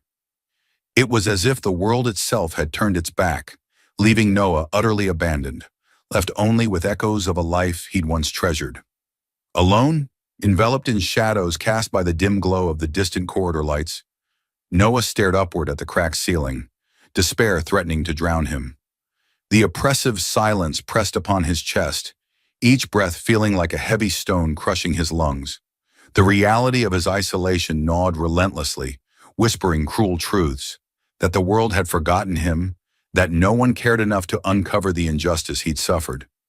Yet within that crushing darkness, Noah felt something shift, a stubborn, defiant spark refusing to extinguish. His heartbeat quickened, fist clenching as Luis Cortez's words reverberated fiercely within him. Don't let them destroy your spirit. Fight back smarter. Use their own laws against them. In the black silence of night, Noah whispered fiercely into the emptiness surrounding him, his voice barely audible but resolute, each word a quiet revolution. If the world forgets me, I cannot forget myself. The relentless grind of prison life had begun to blur Noah's days into a monotonous cycle of despair. His cell felt tighter every night, the walls pressing in mercilessly, suffocating his dwindling sense of hope.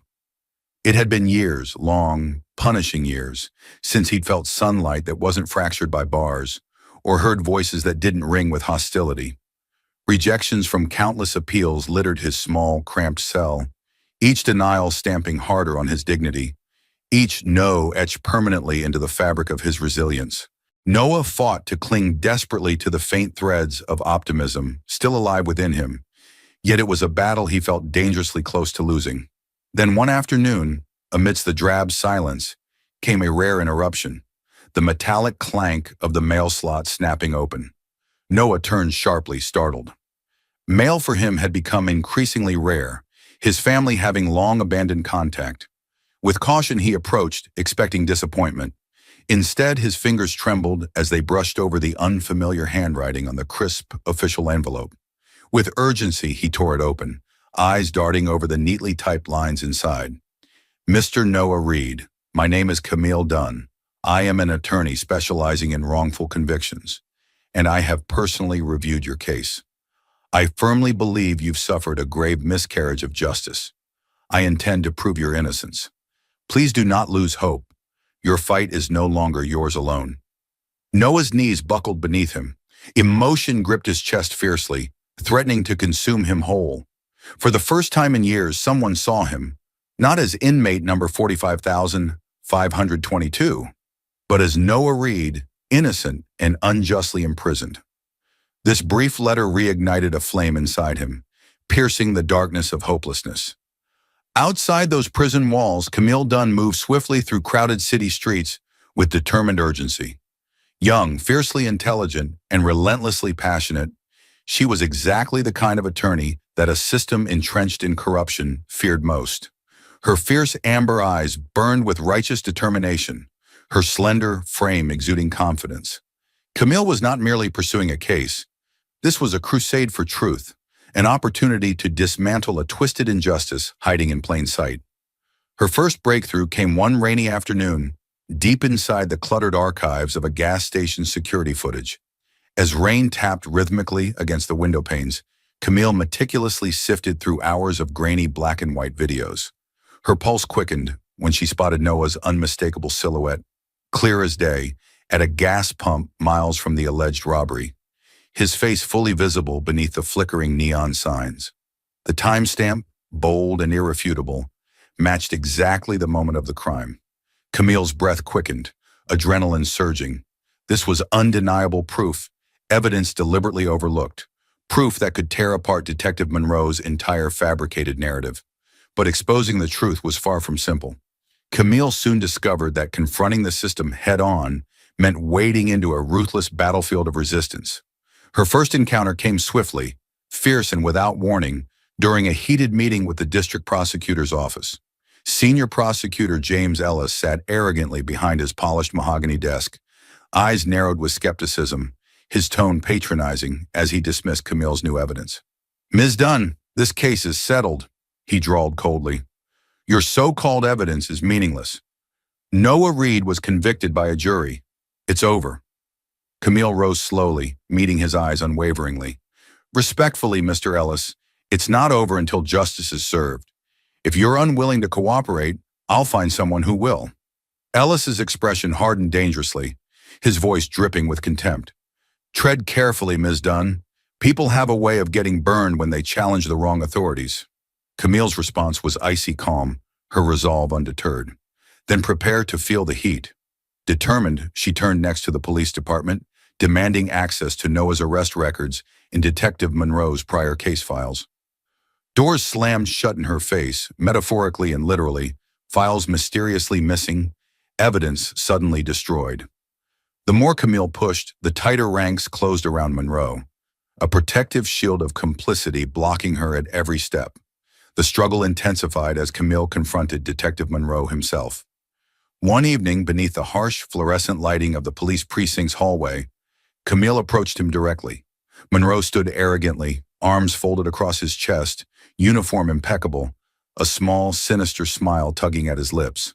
"Ms. Dunn," Monroe began coolly, eyes narrowing, "you're wasting your time. Noah Reed's exactly where he belongs."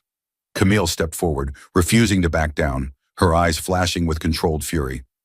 "I have video proof that says otherwise, Detective. How many innocent lives have you ruined for your own convenience?" Monroe's smirk faltered momentarily, revealing a crack of insecurity beneath his polished facade. His voice hardened, eyes glinting dangerously. "You're playing a dangerous game." "Justice is no game," Camille fired back. "I'll expose every lie, every piece of evidence you manufactured. Count on it." She felt his glare burn into her back as she walked away, knowing this was a declaration of war. Monroe would not go down without a fight, but neither would she. Days turned to weeks, and every attempt to access critical files was met with calculated obstruction. Camille navigated an intricate maze of bureaucracy designed specifically to crush people like her, those daring to threaten entrenched power. Her small, modest office became a fortress of paperwork, each document a weapon in her relentless battle for truth. But Camille refused to yield, delving deeper into Monroe's past, meticulously piecing together fragments of sinister patterns. Long nights blurred into dawns, her desk illuminated by the pale glow of her laptop screen as she dug tirelessly through archived case files, testimonies, and hidden internal reports. Slowly, a shocking pattern emerged, a tangled web of false arrests, coerced confessions, fabricated evidence, and disturbingly similar cases of innocent individuals unjustly imprisoned by Monroe's ruthless tactics. Her pulse thundered with urgency. This wasn't merely about Noah anymore. It was about tearing down a system that protected dangerous men behind badges. Her decisive breakthrough came late one stormy evening, buried within old police misconduct records. Lightning flashed outside her window, illuminating Camille's determined face as she uncovered Monroe's buried disciplinary file, hidden intentionally deep within archives, untouched for years. Her eyes widened with shock and anger as she read through detailed accusations previously swept under the rug. Multiple witnesses pressured into false testimonies, planted evidence in several high-profile cases, even documented confessions coerced through intimidation and threats. Monroe wasn't simply a rogue detective. He was an unchecked predator in uniform. Hands shaking, Camille understood clearly now why every attempt to reveal the truth had been systematically blocked. Monroe's corruption reached higher, protected by powerful allies eager to maintain the illusion of an effective police force. But Camille had found the cracks in the fortress, vulnerabilities in their carefully constructed lies. She possessed the ammunition to blow the conspiracy wide open, and she intended to use it. Summoning every ounce of courage, Camille arranged a private meeting with Judge Laura Whitaker herself, determined to present the shocking revelations. Whitaker sat rigidly in her chambers, eyes skeptical as Camille laid forth meticulously gathered evidence. Security footage proving Noah's innocence, detailed records of Monroe's repeated misconduct, and proof that the prosecution and police actively suppressed critical information. Yet even as Whitaker reviewed the explosive evidence, her expression remained guarded, betraying no emotion. Camille's heart sank as she sensed the familiar stonewalling about to unfold. "Ms. Dunn," Whitaker said finally, tone measured and cautious, "you're making extraordinary accusations against respected officials, without conclusive proof." "I have conclusive proof," Camille interrupted boldly, desperation edged in her voice. "It's right here. Monroe destroyed lives, fabricated evidence, imprisoned innocent people. Noah Reed among them. If you ignore this, you become part of the injustice." Whitaker's eyes hardened, visibly shaken but defensive. "Be very careful with accusations, counselor. The legal system functions on trust and stability." Camille leaned forward urgently, her voice steady but fierce. "It functions on truth and justice first, and right now it's failing catastrophically. You have a choice, Judge Whitaker. Uphold corruption or uphold justice." A tense silence filled the chamber. Whitaker hesitated, eyes flickering between caution and doubt. Finally, the judge spoke softly, regret heavy in her voice. "Even if you're right, you're challenging an entire system. Prepare yourself for consequences." Camille stood defiantly, unwavering. "I'm prepared for everything. Noah Reed deserves justice, and so does every victim Monroe ever harmed. I won't rest until this is exposed." Stepping out into the stormy night, Camille felt determination surge powerfully through her veins. The battle had escalated dramatically, but she refused to back down. Noah's freedom and the integrity of justice itself depended on her courage. She had already shaken the very foundations of their corrupt fortress, and Camille Dunn had only just begun her fight. The fight for justice is just beginning. More shocking twists are ahead. Don't miss a moment. Like, subscribe, and turn on notifications to stay with us. Thank you for standing for truth and justice. Where are you watching from? Let us know. The courtroom was packed tight, air thick with tension and anticipation, as though the walls themselves were holding their breath. Sunlight streamed sharply through towering windows, casting stark lines of brightness and shadow across rows of faces turned eagerly toward the bench. Noah sat stiffly beside Camille Dunn, his fingers gripping the table's edge, knuckles white with suppressed anxiety. After years of fighting to reclaim his freedom, the day had finally come. The system had reluctantly conceded to reopening his case. At the opposite table sat Detective Alan Monroe, his once proud posture diminished by the weight of sudden vulnerability. No longer the confident predator, Monroe shifted uneasily in his chair, eyes darting cautiously around the room, sensing for the first time what it felt like to be cornered. His jaw clenched, betraying his thinly veiled agitation, a subtle sheen of sweat glistening across his brow.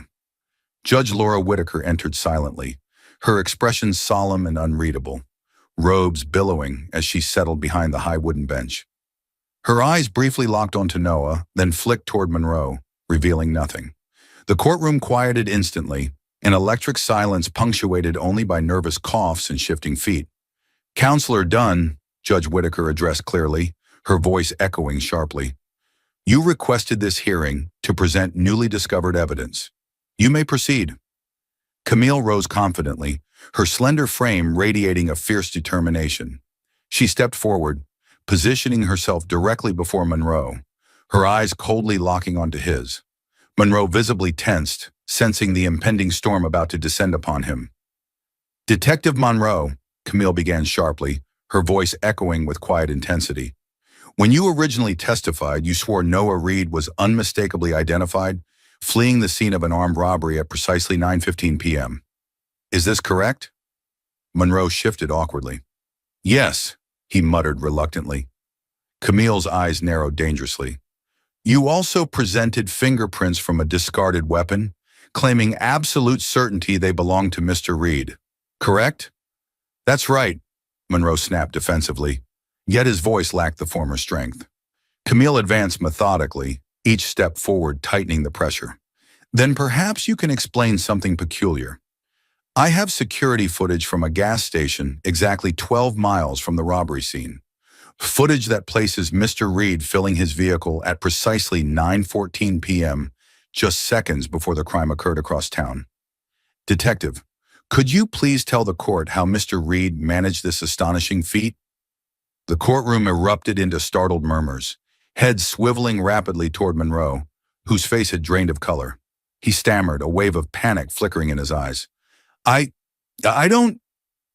can't comment on that." "No, Detective," Camille pressed relentlessly, voice like a blade slicing through his defenses. "You will comment, because this footage was available at the time of the original trial.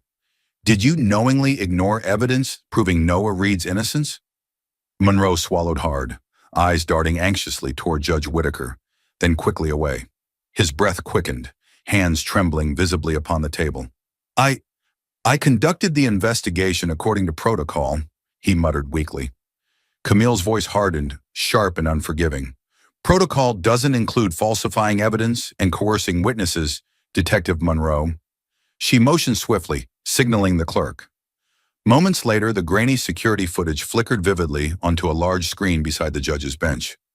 Gasps rippled through the gallery as all eyes fixed upon the unmistakable figure of Noah Reed, clearly visible beneath glaring station lights, calmly pumping gas at precisely the moment Monroe swore he was committing a violent crime miles away. Noah stared, heart hammering violently. He felt vindicated yet profoundly angered at the undeniable proof of injustice he'd suffered. Each grainy pixel screamed a truth long ignored, a life wrongly imprisoned. All eyes were on Detective Alan Monroe, who now sat hunched on the witness stand like a man being slowly devoured by his own lies. The once confident officer, whose word had once been enough to condemn Noah Reed to prison, now looked like a shadow of the figure he'd projected for years. His shoulders slumped, his crisp uniform wrinkled, his palms visibly sweating as they clenched the wooden railing. The pressure had been mounting for days. Camille Dunn had peeled away at his testimony like layers of rotting wallpaper, exposing each carefully buried lie beneath. Every new piece of evidence, every contradiction, had tightened the noose around Monroe's narrative, unraveling a story he had told so many times he might have once believed it himself. But now, under oath and under fire, his story was beginning to crack. Judge Whitaker watched silently from the bench, her sharp eyes never leaving Monroe. The jury, once passive and neutral, now leaned forward collectively, their faces alert with suspicion and anticipation. Even Prosecutor Ellis, who had fought to preserve Monroe's credibility, sat stiffly in his chair, jaw locked, unable to disguise his growing discomfort. Camille stood just a few feet from Monroe, her expression unreadable, but her presence fierce. She held a folder of damning documents in one hand and Noah's life in the other. Her voice was calm, but it struck with surgical precision. "Detective Monroe," she said, taking a slow step forward, "you told this court that Noah Reed was positively identified at the scene, that his fingerprints were recovered from the weapon, that he matched the description given by an eyewitness. And yet, you've now been confronted with irrefutable proof that he was 12 miles away at the time of the crime. Can you explain the discrepancy?" Monroe's jaw flexed. He cleared his throat, but no sound came. His eyes darted around the room, searching for support, for an ally, for an exit. He found none. Camille's voice grew firmer. "Did you falsify evidence, detective? Were those fingerprints planted? Was the eyewitness statement fabricated?" Monroe's breathing quickened. His fingers gripped the wood so tightly his knuckles went white. His lips opened, then closed again, his mind struggling to find footing on ground that had long since vanished beneath him. He began, voice low and uncertain, barely above a whisper. "I followed procedure. I did what I had to do." Camille seized on the hesitation. "Did what you had to do," she repeated. "What exactly does that mean, detective? Did you bend the truth? Fabricate it? Were you under pressure to close the case regardless of the truth?" A beat of silence followed. Then two. Monroe's eyes glistened as if he were staring down the barrel of his own conscience. He opened his mouth, and for the first time his voice cracked with something raw and unfamiliar. "Guilt. I didn't pick him out of spite," he said slowly, hoarsely. "It wasn't personal. We needed a suspect. There was pressure to solve it fast. Real pressure. The brass wanted results." The courtroom shifted uncomfortably, as if it had just exhaled all at once. "And Noah Reed," Camille said softly but piercingly, "just happened to fit?" Monroe nodded weakly, almost imperceptibly. "He looked like the guy. He was in the area before. His record, he had none, but he matched the description loosely. That was enough for them. Enough for me. We were told," his voice faltered, "we were told to close the case. Quickly. I gave them what they wanted."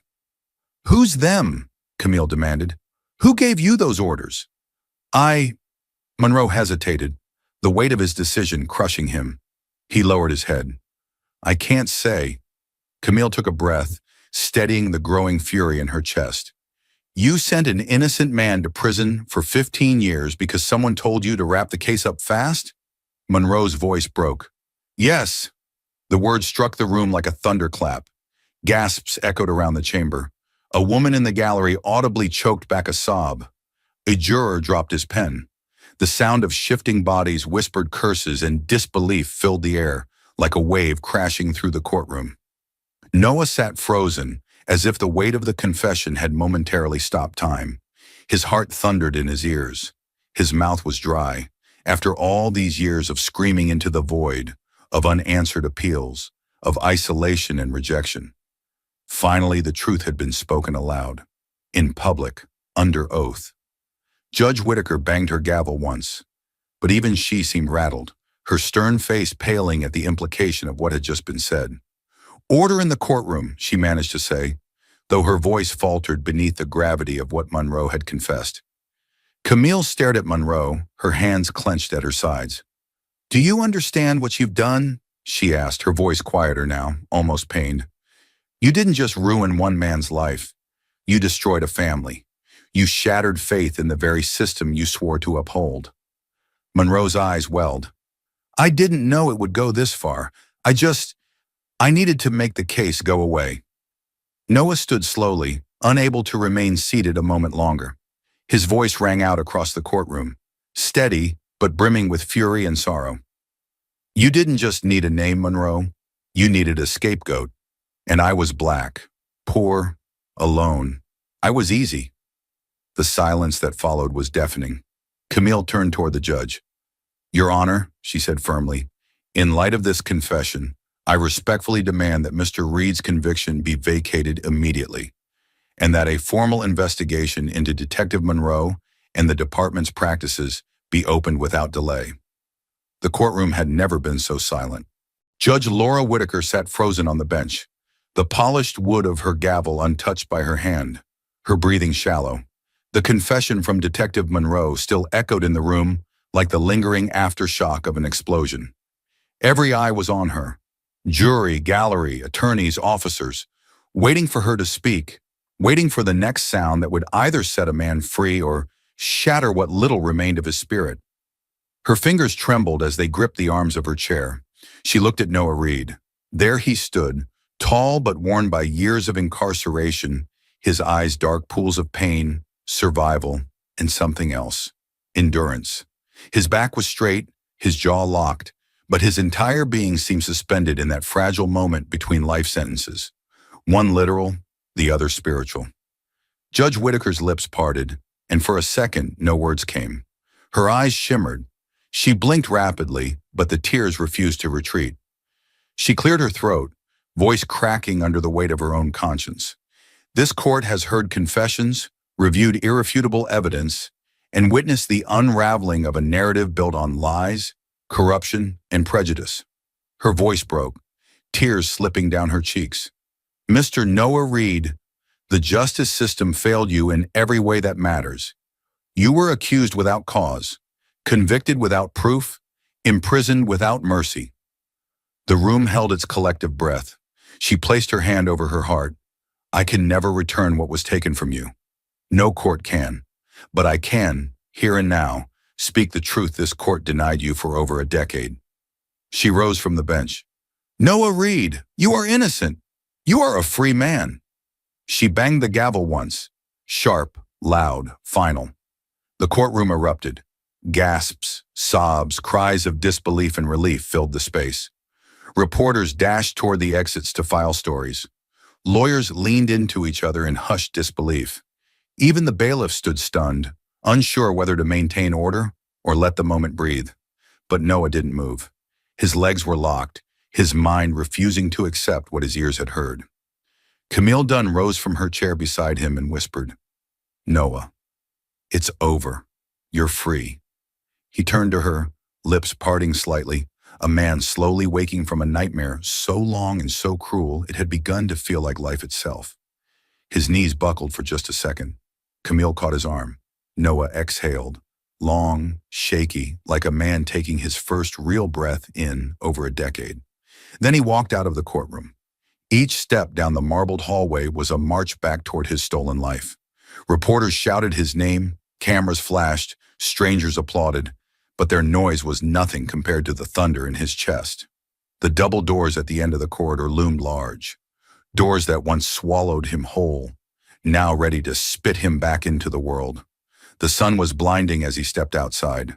The prison gates had closed behind him for the last time that morning, and now they opened again, not to a cell, but to freedom. Noah stepped out in silence. The air tasted different, crisp, real.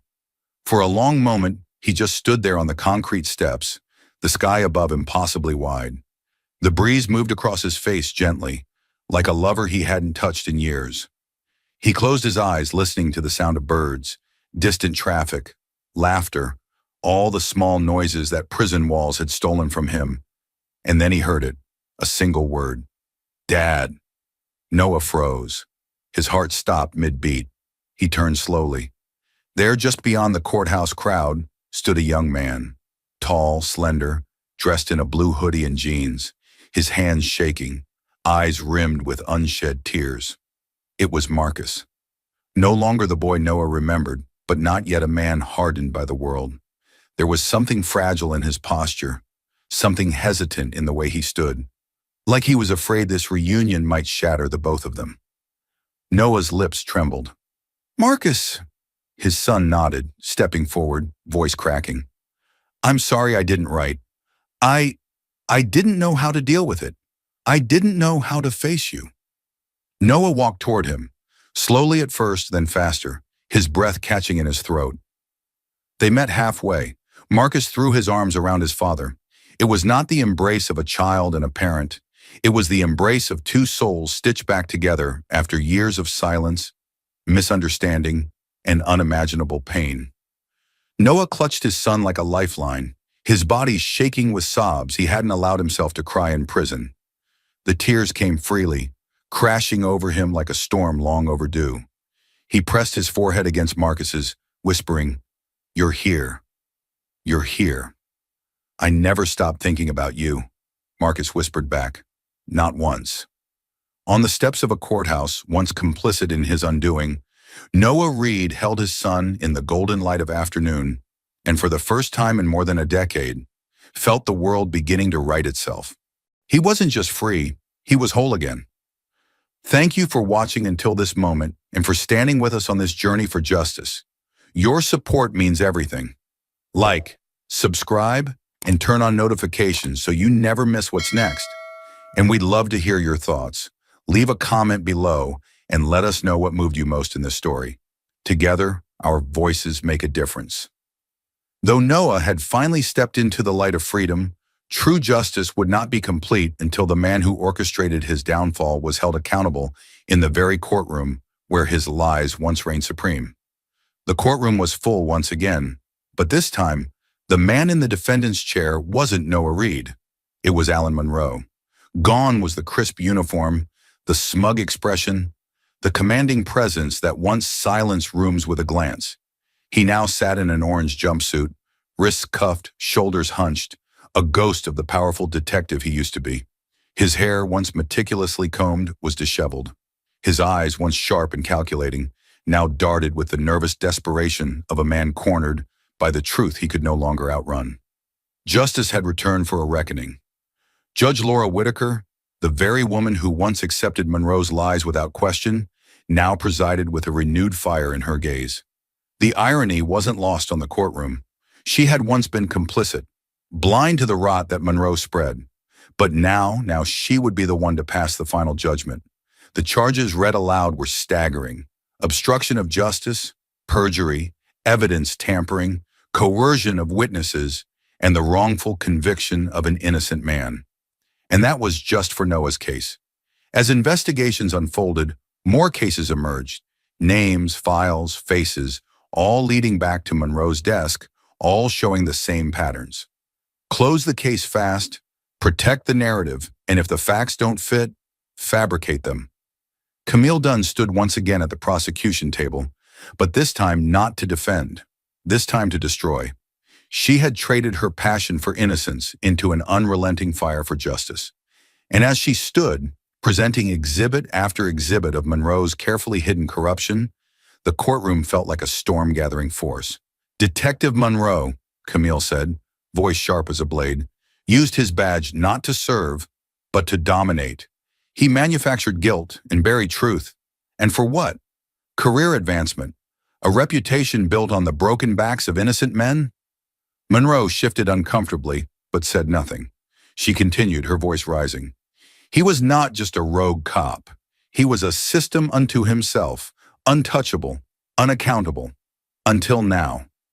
The gallery listened in stunned silence. Reporters scribbled furiously, cameras clicked like gunfire, and several of Monroe's former colleagues, now sitting in uniform on courtroom benches, refused to meet his eyes. Then came the testimonies. A mother took the stand, voice trembling, describing how Monroe coerced her teenage son into signing a false confession. Another man recounted the night Monroe planted drugs in his car after he refused to become an informant. One after another, victims poured into the light like long-buried ghosts, each word a dagger to Monroe's already decimated reputation. And then finally Noah took the stand. The room fell dead silent. Noah stood tall, not as a victim, but as a man who had survived the fire and emerged tempered.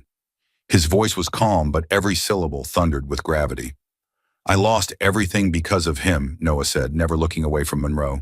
My freedom, my family, my name. He stole years from me that I can never get back. Monroe shifted again, but this time his composure fractured. He blinked furiously, jaw tight, nostrils flaring. But what he didn't steal, Noah continued, was my will, my hope, my soul. He tried, believe me, but I refused to let him win. And now he's the one sitting in that chair. Noah turned to the jury. Don't give him what he gave me. Don't give him leniency. Give him the truth, the punishment, the weight of every life he shattered. When Noah stepped down, the courtroom didn't cheer. It was too solemn for that. But a wave of something powerful rippled through the air. Vindication, resolve. Then it was Monroe's turn to speak. He stood slowly, hands trembling, lips dry. For a long moment, he said nothing. Then, I was just trying to do my job. That's all I ever wanted. Camille rose. Your job was to protect, not to destroy. Judge Whitaker leaned forward. Mr. Monroe, this court has heard enough. The sentencing came quickly. For the crimes committed against Noah Reed and others like him, Judge Whitaker declared, her voice firm, and for the flagrant abuse of power entrusted to you by the state, this court sentences you to 35 years in federal prison with no possibility of parole. A stunned silence swept the room. Monroe's face crumpled. He had never imagined a world where he would face consequences. He had lived above the law, above scrutiny, above doubt. But now, shackled and broken, he would be known not as the man who closed cases, but as the one who built his empire on innocent lives and fell beneath the weight of the truth. As guards led him away, he glanced once, just once, at Noah. Noah didn't flinch. He just watched. The doors closed behind Monroe with a loud final clang. It was not just the end of a man, it was the end of an era of silence and the beginning of justice long overdue. The courthouse corridor echoed quietly, its usual chaos replaced by an eerie stillness. Noah Reed walked slowly toward the chambers, the polished marble floor beneath his feet feeling surreal, almost unreal. The memories he carried from these halls had once been tainted by pain, injustice, and helplessness, but today he would reclaim them. Judge Laura Whitaker's chamber door stood slightly ajar. Noah hesitated for a brief moment, then pushed it open. There she sat, the woman who had delivered the crushing blow that had stolen his life from him 10 years earlier. Whitaker was hunched at her desk, hands clasped tightly, her eyes red-rimmed and swollen from tears she'd been shedding quietly. Noah, she whispered shakily, rising from her seat. Her voice was frail, a fragile echo of the authoritative judge who had once dismissed him so swiftly, condemning him without ever truly seeing him. She took a tentative step forward, guilt and remorse shadowing her movements. I don't know how to begin. Then let me start, Noah responded softly, yet firmly, stepping further into the room. 10 years. That's how long I spent trapped behind bars for a crime I didn't commit. You took a decade of my life with barely a glance at the evidence, blinded by assumptions and biases. His voice trembled, but remained controlled. He saw her flinch slightly under the truth, her shoulders quivering beneath the invisible burden. Whitaker's voice cracked, desperation and regret pouring through.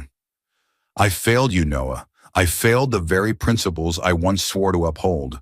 There's no excuse I can offer, no apology strong enough to erase the injustice I've inflicted. She covered her mouth with a shaking hand, tears falling freely down her cheeks. Her knees buckled slightly, forcing her to grip the desk for balance. I don't deserve your forgiveness, and yet I must ask for it, not just for you, but for myself, for my own conscience. Noah watched the once powerful judge crumble before him, her authority stripped away, replaced by raw human vulnerability. The anger and bitterness he had once carried burned quietly within his chest, but beneath that fire was something deeper, something stronger, a realization born of suffering. Slowly, deliberately, Noah took another step closer, holding Whitaker's gaze with his own resolute stare. I forgive you, he said clearly, unwavering.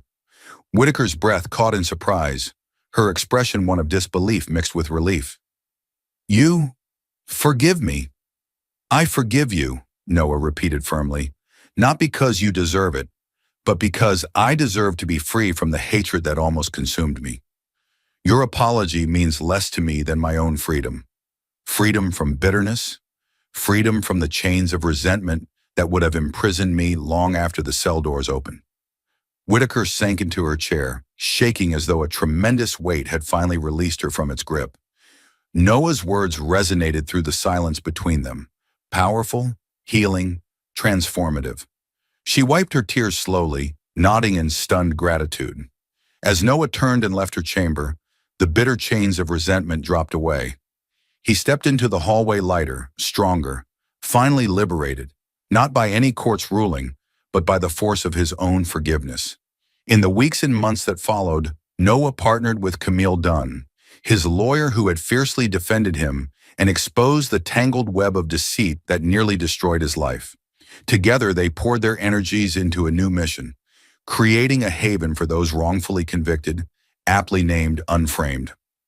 Their small headquarters began humbly, a modest office above an old warehouse downtown, cluttered with case files, handwritten notes, and endless cups of late-night coffee.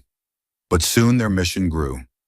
Every day, letters poured in from prisoners across the country, pleading for help, for someone to listen, someone to fight for them. Noah and Camille worked tirelessly, uncovering overlooked evidence, exposing systemic corruption, tearing down unjust verdicts brick by brick. And with every prisoner freed, the organization's reputation soared. Unframed became synonymous with justice, a beacon of hope against the darkness of wrongful convictions. But Noah understood that release from prison was just the first step. Real freedom required more. He began programs designed to help exonerated individuals re-enter society, teaching them skills and trades, carpentry, plumbing, mechanics, offering dignity, purpose, and independence after years stolen by the system. Many former prisoners learned to rebuild their lives with Noah's guidance, empowered by the same resilience and determination that had saved him. Noah's voice reached beyond prison walls. He launched a blog sharing his experiences, raw and honest accounts of survival, resilience, and redemption. People from around the globe resonated with his stories, fueling a powerful dialogue about justice, fairness, and accountability. Soon, the site attracted thousands of visitors daily, victims of injustice, passionate advocates, curious readers, all unified by the belief that change was not only necessary, but possible. After years of tireless advocacy, Noah stood once again beneath blinding lights, this time not in a courtroom, but upon a vast stage before hundreds of captivated faces. The auditorium brimmed with energy, whispers of admiration and respect cascading through the audience, silence instantly as Noah stepped forward. "My name is Noah Reed," he began, his voice deep, steady, commanding the attention of every soul in attendance. 10 years of my life were stolen by lies, prejudice, and indifference. 10 years lost because justice turned a blind eye, because a badge was abused, because a system valued convenience over truth. The auditorium was still, every breath held tightly, every heartbeat synchronized with his words. But today I stand before you not as a victim, but as proof that resilience and truth can outlast even the darkest injustice. Detective Alan Monroe took 10 years of my life, but I refuse to surrender one more second. Instead, I will spend every remaining moment fighting to ensure that what happened to me never happens to another human being. He paused, eyes blazing with passionate determination. Tonight marks the beginning, not an end. My organization, Unframed, will continue battling wrongful convictions, shining a relentless light on corruption and prejudice. Together, we will confront this system, demand accountability, and bring justice back to its rightful place. The crowd erupted into applause, electrified by his resolve. Noah's eyes scanned the faces before him, feeling the support and strength they offered. His son Marcus sat proudly in the front row, tears gleaming with pride. Camille stood beside the stage, her face radiating confidence, her tireless dedication unwavering. As the applause subsided, Noah leaned forward slightly, voice dropping to an intimate yet powerful whisper. They took 10 years from me, he repeated solemnly. 10 years I can never reclaim. But hear me clearly. I will dedicate the next 50 years, or however long I have left, making sure they never take a single year from anyone else again. Silence lingered only briefly before the room exploded once more, into thunderous applause and cheers, a collective roar shaking the very foundations of injustice itself. Noah stood strong upon that stage, the echoes of his words resonating deeply within every heart present. As he stepped back from the microphone, he felt the powerful certainty of a life redeemed, not merely through justice served, but through hope restored and purpose rediscovered. Noah Reed had survived, he had overcome, and now, finally free, he would dedicate his life to ensuring that justice would never again be blind. In the end, Noah Reed's story was never just about one man wrongfully imprisoned. It was a mirror held up to a system built on fragile foundations, a chilling reminder that justice isn't automatic. It must be demanded, fought for, and defended with relentless courage. His journey exposed how power, when unchecked, can warp truth into weaponry, and how silence, whether from judges, officers, or institutions, can become its own form of violence.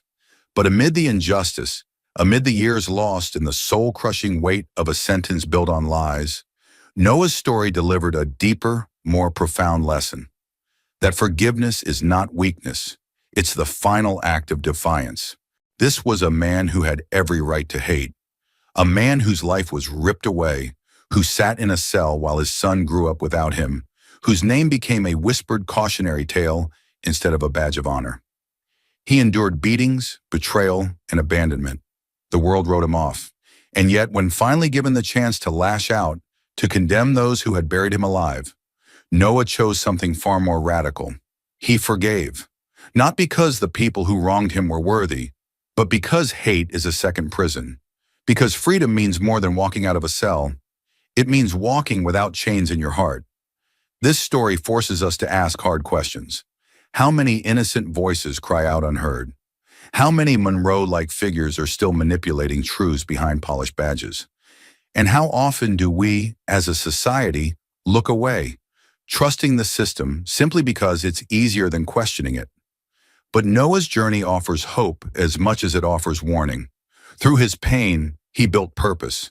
He didn't just escape injustice, he transformed it. With Unframed, he turned his suffering into a platform, giving voice to the voiceless, building a future where truth has armor and justice has accountability. This isn't a feel-good story with a clean bow tied at the end. It's a war story, and the battlefield is our courtrooms, our policies, our silence. But it's also a story of triumph, of how a man stripped of everything found the strength to rise, not with vengeance, but with vision. If there's one lesson this story carves into our conscience, it's this. Injustice may steal years, but integrity, resilience, and truth can outlast any sentence.